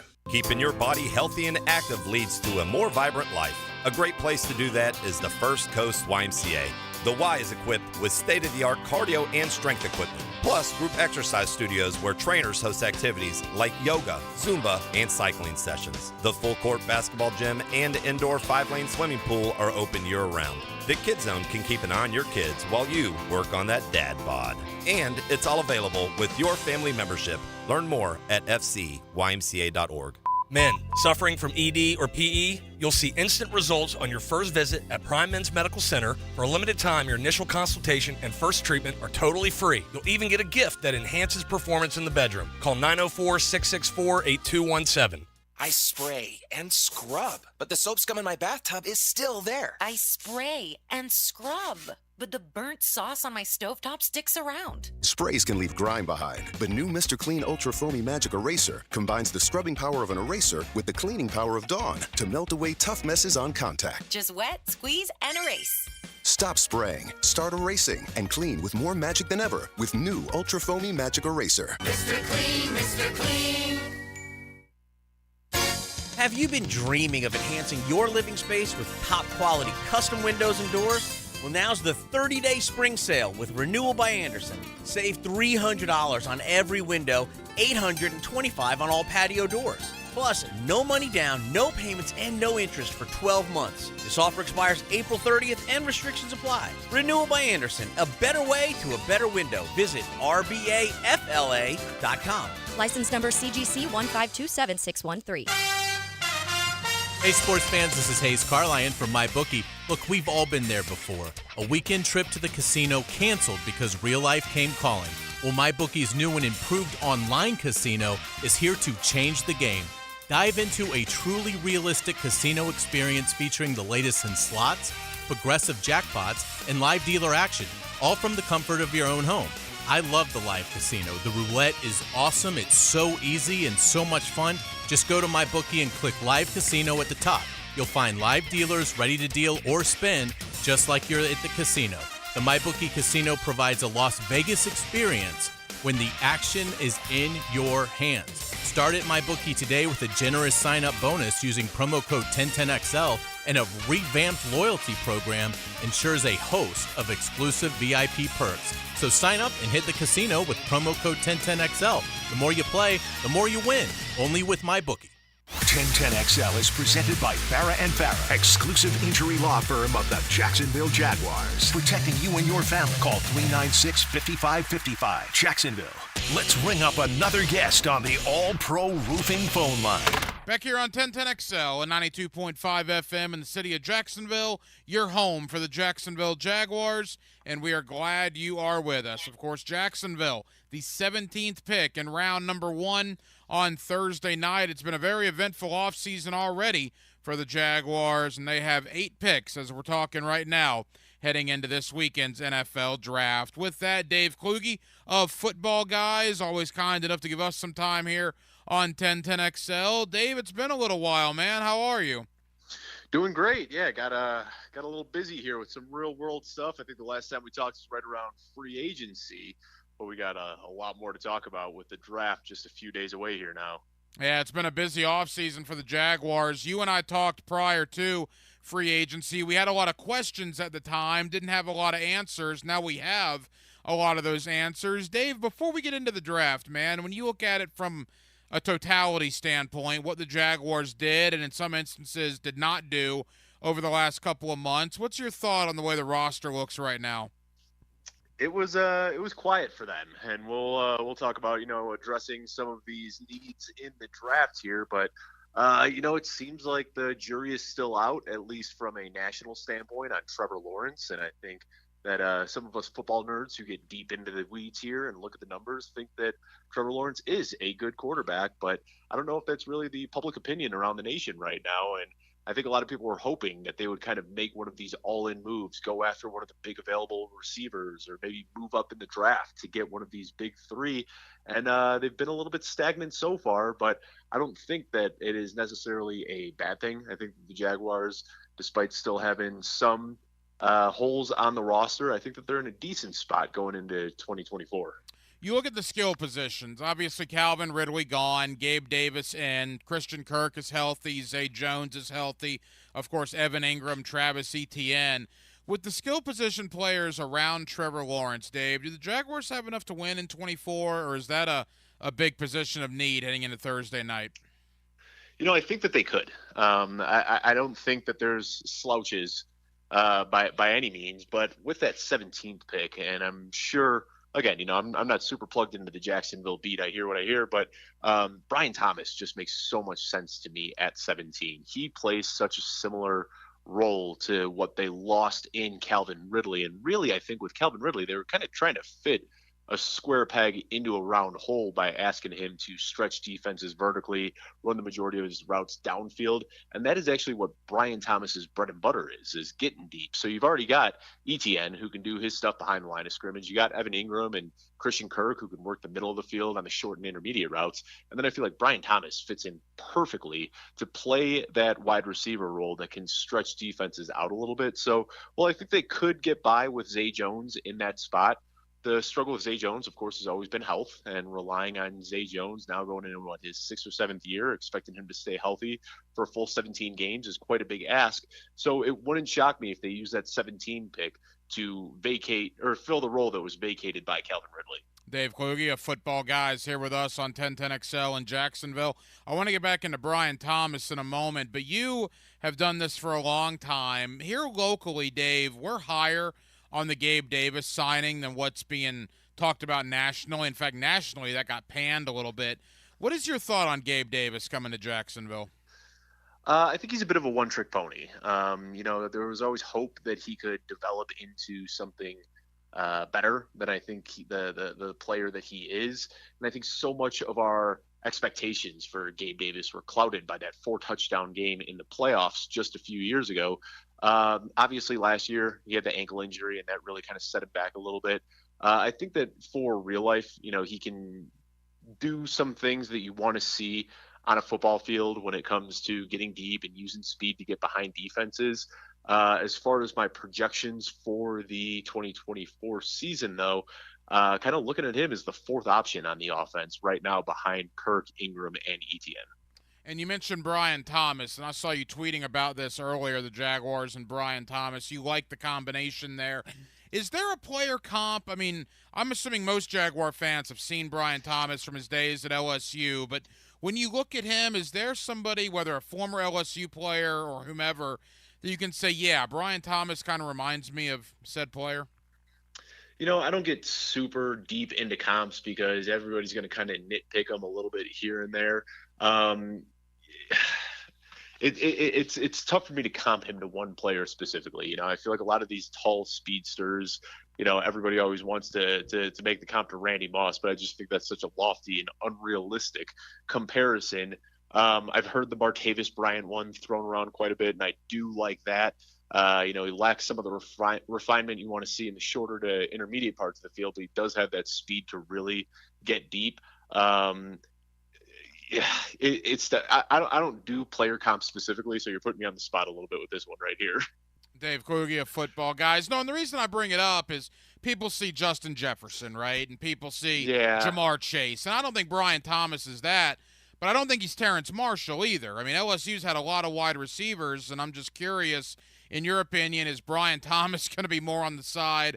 I'm not necessarily saying he has to be Jefferson or Chase, but LSU's had some duds as well in the NFL. What is your thought on Thomas for the short term and the long term in his NFL career? No, I think he's much better than Terrace Marshall. I think the loft to Justin Jefferson is a little bit lofty. And to be honest, I do see some of Justin Jefferson's game when I watch Malik Neighbors. And I think Malik Neighbors is clearly the better of the two. But I think Brian Thomas absolutely has what it takes to make it in the NFL, even if he does lack some of the refinement, the athleticism he has, the size he has. Those are things that you can't teach. So if he lands in a spot with some good coaching where they can polish up some of the route running, polish up some of the technical stuff, I think he's got just as high of a ceiling as almost any wide receiver in this class. If we assume Aduze, Neighbors, and Harrison Jr., the 3 top wide receivers, are gone by 17, is there any other wide receiver aside from Brian Thomas that would be worthy of the 17th selection in this draft? I don't think so. And I think this is a very good wide receiver class, but I think they all kind of have little problems that you can pick in each of their profiles. And I kind of have Brian Thomas in a mini tier of his own where he's below the big 3, but he's above the rest. I do like Xavier Worthy, but, I think that he lacks some of the skills you want to see to be a first round or the upper half of the first round prospect. Ladd McConkey is a guy that I am very high on, and I think that he could be good, but the Jaguars could probably wait until round 2 if they wanted to pick him. I don't expect anybody to be taking McConkey in the first round. A.D. Mitchell is another guy similar to Brian Thomas that has the really high ceiling, but has some problems with the intricate technical parts of his game, and I think that he's going to slide a little bit. So right now, it would be pretty tough for me to move any of these other wide receivers ahead of Brian Thomas. Like I said, he just kind of fits in this mini tier of his own, below the big 3 and above the rest for me. Couple of more for Dave Kluge of Football Guys. Defensive back is another position, Dave, that we've talked a lot about here in Jacksonville. It looks like the big 2 are Quinyon Mitchell and Terrion Arnold in whatever order you want to put them in. Will one of them be there at 17? I guess that's the question. And if not, is there a corner, your third-ranked corner on the board, that would be worthy of the 17th pick? I think you got it right where those are the two right there. Cooper DeJean is another guy that we've seen moving up mock drafts quite a bit, and he just has athleticism that I think surprises a lot of people. So we just did a mock draft on my podcast this morning, my co-host and I, and we actually had 4 cornerbacks going in the first round. Of course, the 2 that you mentioned, and then we also had Cooper DeJean and Kool-Aid McKinstry out of Alabama. So Kool-Aid McKinstry is a guy that is, I think that his game is going to translate really well to the NFL. Expect to see him go in the first round as well. But it wouldn't surprise me if Terrion Arnold is still on the board at 17, and I think that's going to be a tough decision that Jacksonville front office is going to have to make between Brian Thomas and Terrion Arnold. In your mock draft, I'm curious, who did you have? Did you have Jacksonville going Brian Thomas? We did, yeah. And that was, I think especially if you start looking at Vegas books right now, almost all of them have his over-under set at 16.5. It just seems like the stars are aligning. His skill set, what he brings to the table, the role that was vacated by Calvin Ridley, it just seems kind of like one of those not you don't want to overthink it picks. I think if Brian Thomas is there at 17, that's where he's going to end up. Yeah, and I wouldn't mind that pick at all. There's a couple of caveats. I'll give you one big one at the end, but I'm curious here. The draft's all about 5 or 10 years down the road, not 1 year. And Jaguar fans may not like this, but the reality is you have 3 pretty good offensive tackles in this year's roster with Cam Robinson, Walker Little, and Anton Harrison. Well, Cam Robinson and Walker Little are scheduled to become free agents at the end of the 24 season. Their futures are very much up in the air right now. So even though you have depth at offensive tackle right now, that could be a very different story in, 8-9 months' time. And I'm curious, from your point of view, could offensive tackle potentially be in play for the Jaguars looking down the road a little bit? Yeah, and I think that, if one of these big guys, if somehow Fuaga or Fontenot slides, I think that would probably be the choice, but I expect both of those guys to be gone well before pick 17. And then once you start looking at some of the other guys, Amarius Mims, J.C. Latham, I don't know if there's a huge gap between them and Jordan Morgan or Kingsley. I always get this guy's last name. Was it Suma? I'm not even going to try. The kid out of BYU.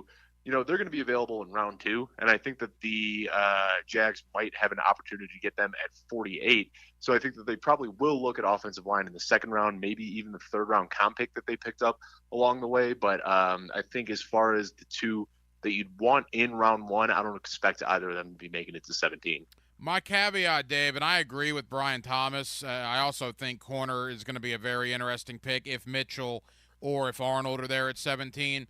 My caveat the entire offseason has been this. I didn't think there was a chance that either Latu from UCLA or Jared Verse from Florida State would be there at 17.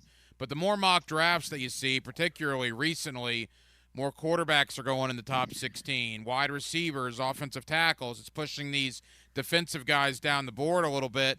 And I got to tell you, man, if Jared Verse, as an example, is there at 17, and I have the idea of him, Trayvon Walker, Josh Allen, and Eric Armstead, Dave, to me, that would be very hard to pass up. Yeah, and we had Verse going 16, and that was one that we were very split on because Jared Verse is a guy we know the athleticism is off the charts, and we know how good he can be. I'm a Bears fan, and I can tell you, I've got a lot of people in my DMs every single day and on Twitter telling me that the Bears should be going after Jared Verse at pick 9. We had him going at 16 in today's mock. And it's just kind of one of those things where I think we get so infatuated by the quarterbacks and the wide receivers, the sexy positions that everybody likes, and we kind of forget about the defensive players. And then every year we see these guys go higher than expected. So I heard you say Jared Verse. You cut out. Who was the other guy that you had mentioned? Hopefully dropping to 16. Another edge guy like Latu, from UCLA, a guy of that sort. Yeah, and it could happen. Certainly, we had Latu going 12 to Denver and Jared Verse going 16 to Seattle. But again, these are guys that we were both talking about as top 10 picks just a month ago, and they just keep falling and falling and falling. So it's possible. And I've got both of those guys, Latu and Verse, ranked ahead of Thomas. So I am projecting Thomas to go to Jacksonville, just because I think that's kind of how the stars are going to align. But if one of those edge guys does slip down to 17, I'd prefer him ahead of Brian Thomas. I don't think you could ever have too many pass rushers on a team. Like you mentioned, that foursome, having that up front, that would just be a nightmare for any opposing quarterback. Final moments, Dave Kluge of Football Guys. Dave, as we begin to wrap up, Brian Thomas, back to him. That's where you believe the Jaguars are going to go. If he is involved, and that puts him with Evan Ingram and Christian Kirk and Gabe Davis and presumably Zay Jones, although I think Zay might have his future in doubt here if they draft Brian Thomas. What does the Jaguar offense look like? You said that's the missing piece. Do you feel like that puts their offense maybe over the top, adding a talent like Brian Thomas? I don't think it changes things all that much from last year. Like I said, there's a lot of similarities to what they'll be asking Brian Thomas to do to what they were asking Calvin Ridley to do last year. I don't think it would really be much of a change. Basically what they're doing is getting the same level of player and the same level of production from a guy at a fraction of the cost, and they'll have the contract control for the next 4 to 5 years. So I think that's why it kind of makes sense. One of the reasons they were willing to let Ridley go this offseason, one, they get the comp pick in return, and two, knowing that they can replicate the value they had from Calvin Ridley with Brian Thomas in the draft for a much cheaper price. Final thought, if they go corner in round 1, I've heard it's a very deep wide receiver class, 48 in round 2, whether it's a Ricky Pearsall, Keon Coleman, a guy like that. Is there value at wide receiver, say at pick 48? There is, and we've seen, second-round wide receivers have a pretty good hit rate, and this is a deep class. I like the guys that you mentioned. I also threw Ladd McConkey out there as another guy that might slip. I don't know if they fit quite as well. Ladd McConkey does a lot of the same things that Christian Kirk does, so there might be a skill set overlap there. I think if they are going to wait until round 2, again, they're kind of looking for a guy that can facilitate the same need or the same role that Calvin Ridley had last year. I think 2 guys to keep an eye out. You mentioned Keon Coleman, and another one would be Troy Franklin out of Oregon. Those are 2 guys that might be on their radar in round 2 if they do pass on Brian Thomas in round 1. Dave Kluge of Football Guys. Dave, tell the good folks here in Jacksonville about Football Guys and the coverage you'll have coming out in the coming days and weeks. Yeah, we're actually getting together live this weekend on Thursday. So, we're normally doing all of our podcasts and YouTube shows and stuff scattered all over the country. We're all getting together to do some live draft coverage on Thursday, Friday, and Saturday. So you can check that out on youtube.com/footballguys, or you can find it over on my Twitter feed at Dave Kluge. That's Kluge. Dave, I know you're very busy, man. Thank you for taking time out. We certainly appreciate it. Let's circle back after the draft. We'll see where the dust is settled here in Jacksonville, and we'll get your thoughts on what the Jaguars accomplished this weekend up in Detroit. Looking forward to it. Thanks a lot. Our colors are teal and black. That is, Jags on 3, baby. 1, 2, 3, Jags. No one covers the Jaguars like 1010XL, home of the Jaguars. Wintertime at the Blue Crab House. You know what that means. Time for oysters. Buy them by the tray, broiled, half shell with Romano cheese, wine topping, or fried. And of course, each and every Wednesday, $1 oysters at the Blue Crab House. Serving Northeast Florida since 1996. Make reservations by calling 260-CRAB. Jacksonville's best, the Blue Crab House, off of San Jose on Jewington Creek Road. At Duck Duck Air Conditioning, we understand the importance of having a properly functioning air conditioning system, especially in hot and humid climates like Florida. That's why we offer a wide range of services, including installation, repair, maintenance, and replacement of all types of air conditioning systems. The Duck Duck Air Conditioning team is available 24/7, so you can count on us to be there when you need us the most. Contact us today to schedule your service and experience the Duck Duck difference. 904-862-6769 or online at duckduckac.com. Imagine waking up this time next week and being 100% debt-free from credit cards, car loans, and personal loans. Hey, Prosser here. Loan Pronto's Equity Express line of credit can make it happen. Homeowners are turning their home equity into cash almost instantly. With Loan Pronto's AI-based system, you can get approval in about 10 minutes with almost no documentation, no appraisal, and no hassle. You can get hundreds of thousands of dollars out of your home. Use that money to pay off all your other loans. The average homeowner saves over $850 a month doing this. Listen, your home value's way up. You can use that to wipe out all those credit cards.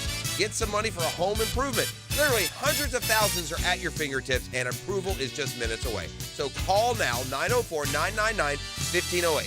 904-999-1508, or go to loanpronto.com.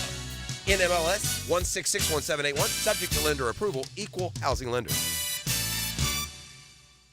Have you or someone you care about been arrested or had their driver's license taken away? I'm Susan Cohen, and I work with David Robbins at the law firm of Epstein & Robbins. We are experienced fighters for those charged with DUI and all criminal offenses. I've been named the best DUI attorney in the state, and David has been named the best criminal defense lawyer in Jacksonville. In your battle with the justice system, there is only one thing you need to know. Dial David 24/7 at Epstein & Robbins, 354-5645.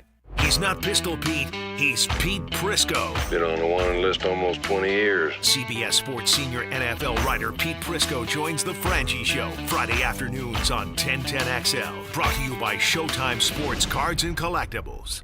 Hey guys, this is David Garrard, and I want to tell you about Clearwater Irrigation. They put my new sprinkler system in my new home at Jack's Beach, and I couldn't be happier. Oh, hey, John. What's up, Dave? You know what this means. You're going to have to sing. Man, I can't sing. Then you'll fit right in, buddy. Clearwater Irrigation. We can't sing a lick, but we sure are good at sprinklers. Hit it, Dave. And drainage, too. ClearwaterJacks.com. Former Jaguars corner and first-year Duval Charter School at Bay Meadows K-12 head football coach Aaron Beasley here. Come out to celebrate the grand opening of our new track and football field. Two-time Super Bowl winning coach Gerald Ingram, former NFL kicker Mike Hollis, and other former NFL athletes are excited to see you there. Food trucks, bounce houses, DJ Barracuda, raffles, and giveaways. Free event this Saturday from 11 to 2. Full details at baymeadowscharter.org. Join me, Aaron Beasley, and my friends this Saturday. Here's your 1010XL First Coast Community Calendar. The Tom Coughlin J Fund helps families battling childhood cancer, and there are ways you can help. Go to tcjfund.org. City Rescue Mission provides life-changing support for the homeless. Find ways to get involved at crmjax.org. The 5-Star Veterans Center of Jacksonville is the place homeless veterans can go to recover, recharge, retrain, and reconnect. Learn more at 5starveteranscenter.org. Her Song is a nonprofit organization that breaks the cycle of human trafficking through survivor care, victim outreach, and education. Find out how you can help at hersong.org. The Hometown for Heroes Home Buyers Program helps you get your down payment and closing costs paid. Call to learn more. 574-7180. If you're involved in a community event and you'd like us to help spread the word, find out how at 1010XL.com. QC Kinetics announces the arrival of National Medical Director Dr. Mitchell Scheinkup, an acclaimed orthopedic surgeon with 2 decades of experience and extensive research in regenerative medicine. But I was one of the first orthopedic surgeons to do it, and at the same time I integrated clinical research that's resulted in several publications that are really directing the future of regenerative medicine. I was drawn to QC Kinetics after I reviewed their protocols, and everything they were doing is consistent with my own approach. Today, Dr. Scheinkup leads the entire team of medical professionals at QC Kinetics, taking this exciting medical breakthrough to a whole new level. What we are doing at QC Kinetics is transforming lives. Get lasting joint pain relief. Call QC Kinetics now for your free consultation. This is the future of medicine. Call QC Kinetics, 904-274-5522. That's 904-274-5522. 904-274-5522. 1010XL is presented by Farah and Farah, exclusive injury law firm of the Jacksonville Jaguars. Protecting you and your family. Call 396-5555. Jacksonville. Let's ring up another guest on the All-Pro Roofing phone Back here line. on 1010XL and 92.5 FM in the city of Jacksonville. We are glad you are with us. Up in Detroit, the 2024 NFL Draft. Of course, the Jaguars have 8 picks as it stands right now in total. 5 in the top 116. That includes the 17th pick in round number 1. Let's talk Jags, let's talk draft, and let's talk with a man that I've had on for years now, Rick Saratella. He of the NFL Draft Bible. He also does work for All Access Football, and he is an NFL Draft guy, to say the least. And Rick is kind enough to give us some time here on 1010XL. Rick, how we doing? Oh, baby, Ryan, thanks for having me, baby. Buckle up. It's going to be a lot of fun. Look, it was a very interesting offseason for the Jaguars, maybe one of the most active teams in free agency, Rick. Boy, what they did in free agency really is going to affect, it appears, what they're going to do next week at the draft. What's been your thought on the Jaguars offseason to this point? Well, I'm glad you started there, Ryan, because I was taking a look at the roster and some of the things they did in the offseason. A little bit of a head scratcher to me, letting Calvin Ridley walk away, your leading receiver in his prime, came with those gambling allegations, I understand, but it wasn't a problem to begin with when you traded for him. I just don't understand. You let him walk away. He signs a deal for $50 million guaranteed. The Jaguars bring in Gabriel Davis for $25 million guaranteed, almost half the money, $13 million a year versus $23 million a year. But, oh, by the way, they signed Devin Duvernay. He's going to get another $8 million to $10 million guaranteed. So another $10 million guaranteed. You're almost now at $18 million what Calvin Ridley is going to get paid with the Tennessee Titans. The NFL is all about moving the chains, putting points on the board. You got rid of a guy in his prime, and now you're even considering drafting a wide receiver in the first round. I thought that was a mismanagement. Also, if you look, Tavon Campbell's hanging out. Like, I'm very familiar with this new kickoff rule. I watched every spring league game there was. So you have a game breaker, right? This guy's just hanging out on the roster. Ryan, maybe you know better than me. Maybe they tried this experiment. Maybe it already failed. This guy was a game-changing return man out of Regina. One of the fastest people in the NFL. That's why he's still in the league. Runs a 4.3. I already had a return man on the roster. And I already had slot receivers like a Devin Duvernay. So I thought they mismanaged that situation. Wide receiver now becomes somewhat of a need because Gabe Davis, one good game, then a disappearing act. If you look at his 746 receiving yards, 90% of it came in a 4 or 5 game, periodical stretch. It's an interesting way to look at it. I think the Titans overpaid for Ridley, but when you talk about what Gabe Davis and Devin Duvernay got here and you compare that to what Ridley got, I guess I haven't looked at that as you mentioned. Look, Trent Baalke at the end of the year, Rick, talked about the lines of scrimmage. That's where the Jaguars had a big problem, and I agree with him. Tennessee, Week 18, that was ridiculous. They dominated the Jags on both the O-line and the D-line. Jacksonville re-signs Ezra Cleveland. They bring in Mitch Morse from Buffalo. They go and get Eric Armstead on the defensive side from San Francisco. To me, what they lacked in bringing back Ridley, I think they did a good job on the lines of scrimmage. What was your thought there?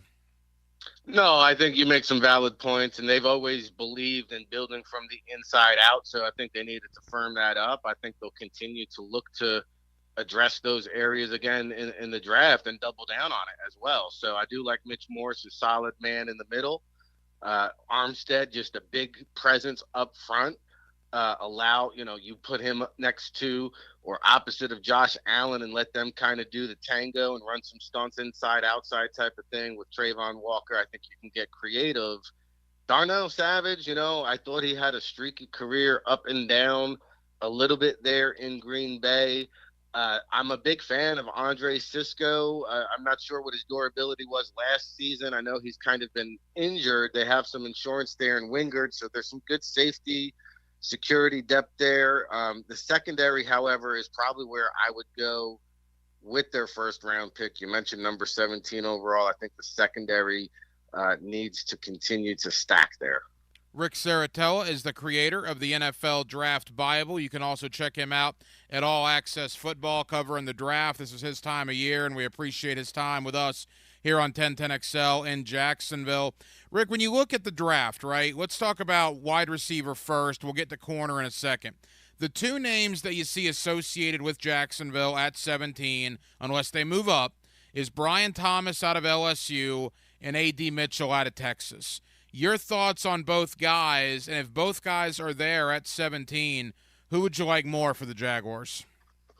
It's a tough call. I know the consensus is Brian Thomas, and I can't argue with that, but I like Adonai Mitchell a little bit more.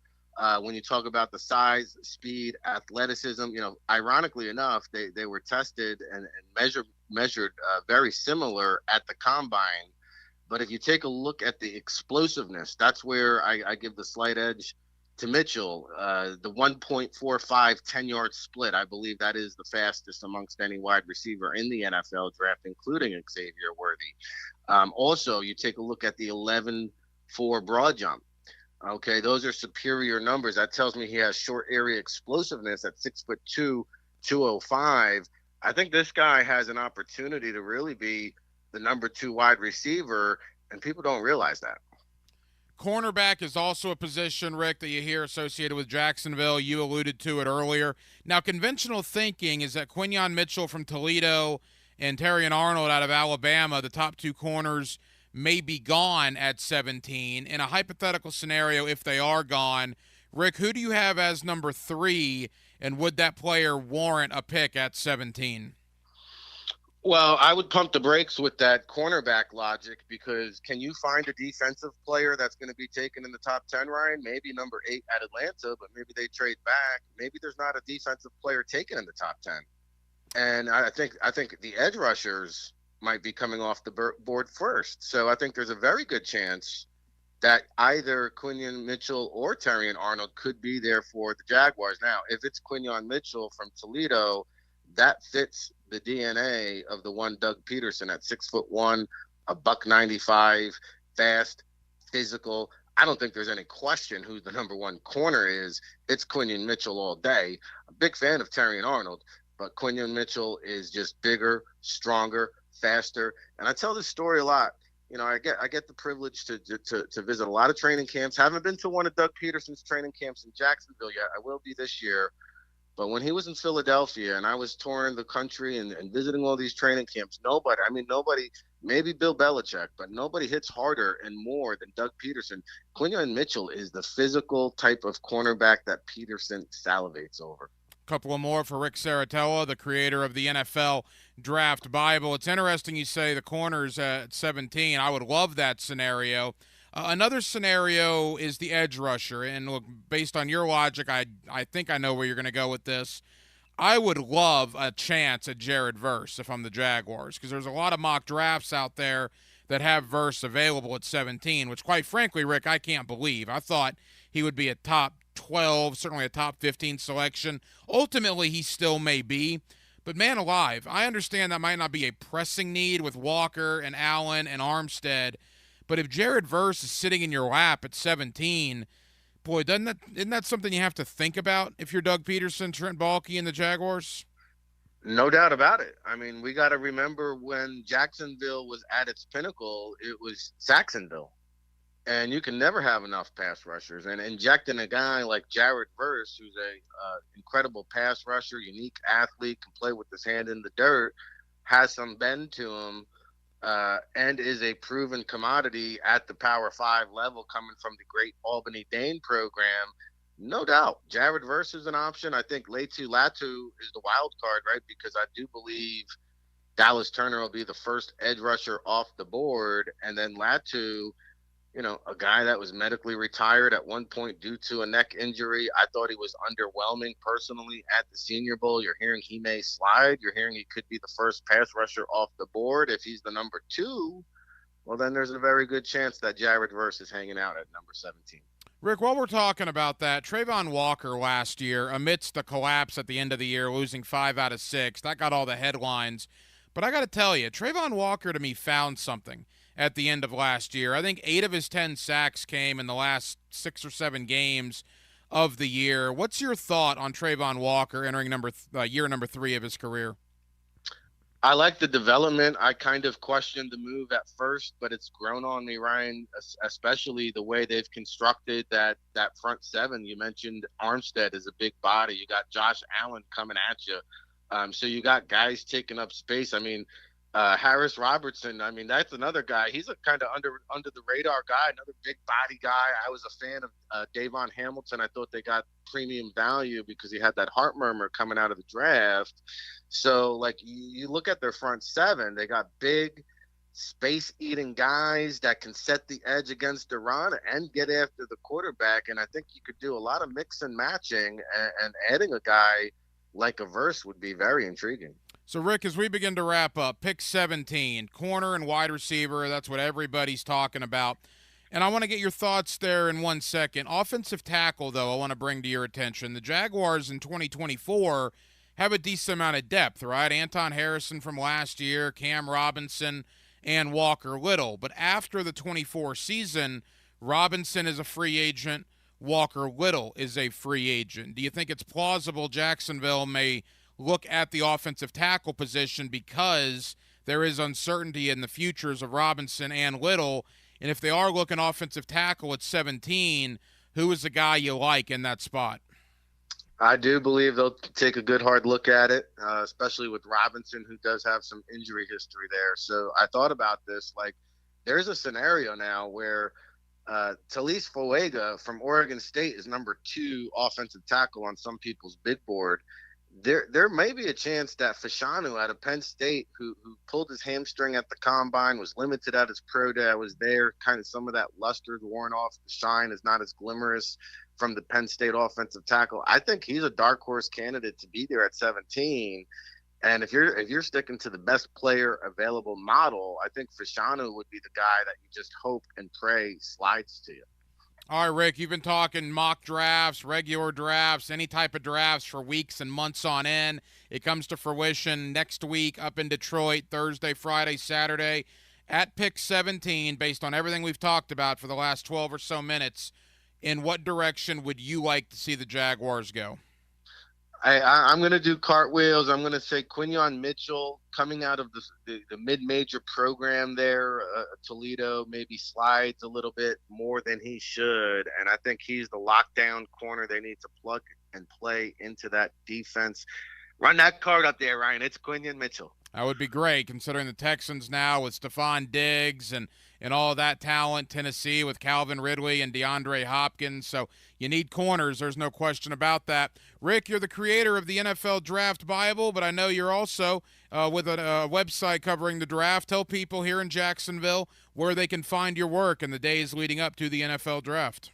Appreciate that, Ryan. AllAccessFootball.com. We're going to have some great coverage leading up to the draft, during the draft, following the draft. We have a great article coming out with Howard Balzer, Pro Football Hall of Fame writer, doing a deep dive into the 2024 quarterback class. Obviously, Jacksonville doesn't need one, Ryan. We didn't get into those guys, but it is a fascinating deep dive that you can find over there. And, of course, always talking draft year-round on Twitter. I'm not hard to find. Always appreciate our annual Chop Shop, Ryan, and appreciate the love, man. He's one of the best, Rick Saratella. Rick, always appreciate it. Maybe this year I'll dial your phone after the draft. We'll see where the dust is settled when it comes to the Jaguars, and we'll get your thoughts on what they accomplish next week up in Detroit. Thank you, my friend.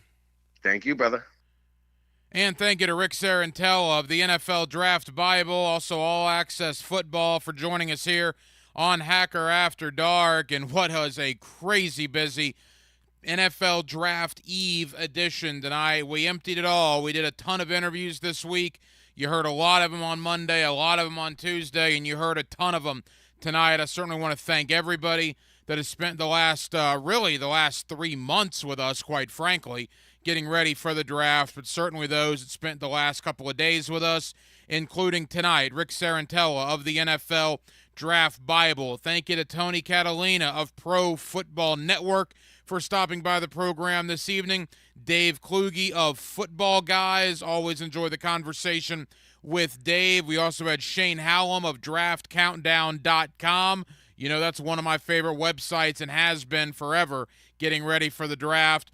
And Brian Sexton, Jaguars.com, who's up in Detroit, getting ready for the Jaguars.com coverage of the NFL Draft tomorrow evening. Now, speaking of tomorrow, a little bit of a change here on 1010XL. Hacker After Dark will not be on tomorrow night because we will have our NFL Draft special on with Frank Frangie, Jeff Loggeman, Tony Baselli, and the crew down there at Everbank Stadium with the draft party. I, however, will be on with Hayes Carline. I join Hayes Carline on the Frangie Show from 4 o'clock to 6 o'clock tomorrow afternoon. So 18 hours or so from now, I'll be on with Hayes from 4 to 6, getting you ready for the NFL Draft. Again, thank you to everybody who joined us, not only tonight, but all week long. As it goes for the Jaguars, look, I'll do more of this tomorrow with Hayes from 4 o'clock until 6 o'clock, but I'm a corner guy. I've changed my tone on that. I think that's the biggest need for the Jaguars. If Terrion Arnold is there at 17, if Quinyon Mitchell is there at 17, that's probably the direction I'm going. If neither of those guys are there at 17, then I'm probably an edge pass rush guy, whether that's Jared Verse, whether for some reason Dallas Turner falls that far, as he did in the media mock draft earlier today here on 1010XL, and then probably wide receiver / offensive tackle would be my third choice. I have a night to sleep on it. I'll give you my final predictions tomorrow with Hayes on the Frangie Show, but that's at least where I'm at right now. We certainly appreciate you guys for hanging out with us here on this Wednesday evening and hanging out with us all week long. We will be off tomorrow. Again, I'm on with Hayes Carline from 4 o'clock to 6 o'clock, but Hacker After Dark will return on Friday, and we will have the head coach Dave Campo in studio with us as rounds 2 and round 3 of the NFL draft are ongoing. We'll have instant reaction to the 48th pick in round 2. Hopefully we'll still be on for the 96th pick in round 3, but the head coach Dave Campo joins me in studio Friday night during rounds 2 and 3 of the NFL draft. Dylan Denmark was your producer tonight. Dylan, great job as always. I'm the hacker Ryan Green, and again, Jacksonville, thank you for spending part of your Wednesday evening with us right here on Hacker After Dark on 1010XL and on 92.5 FM.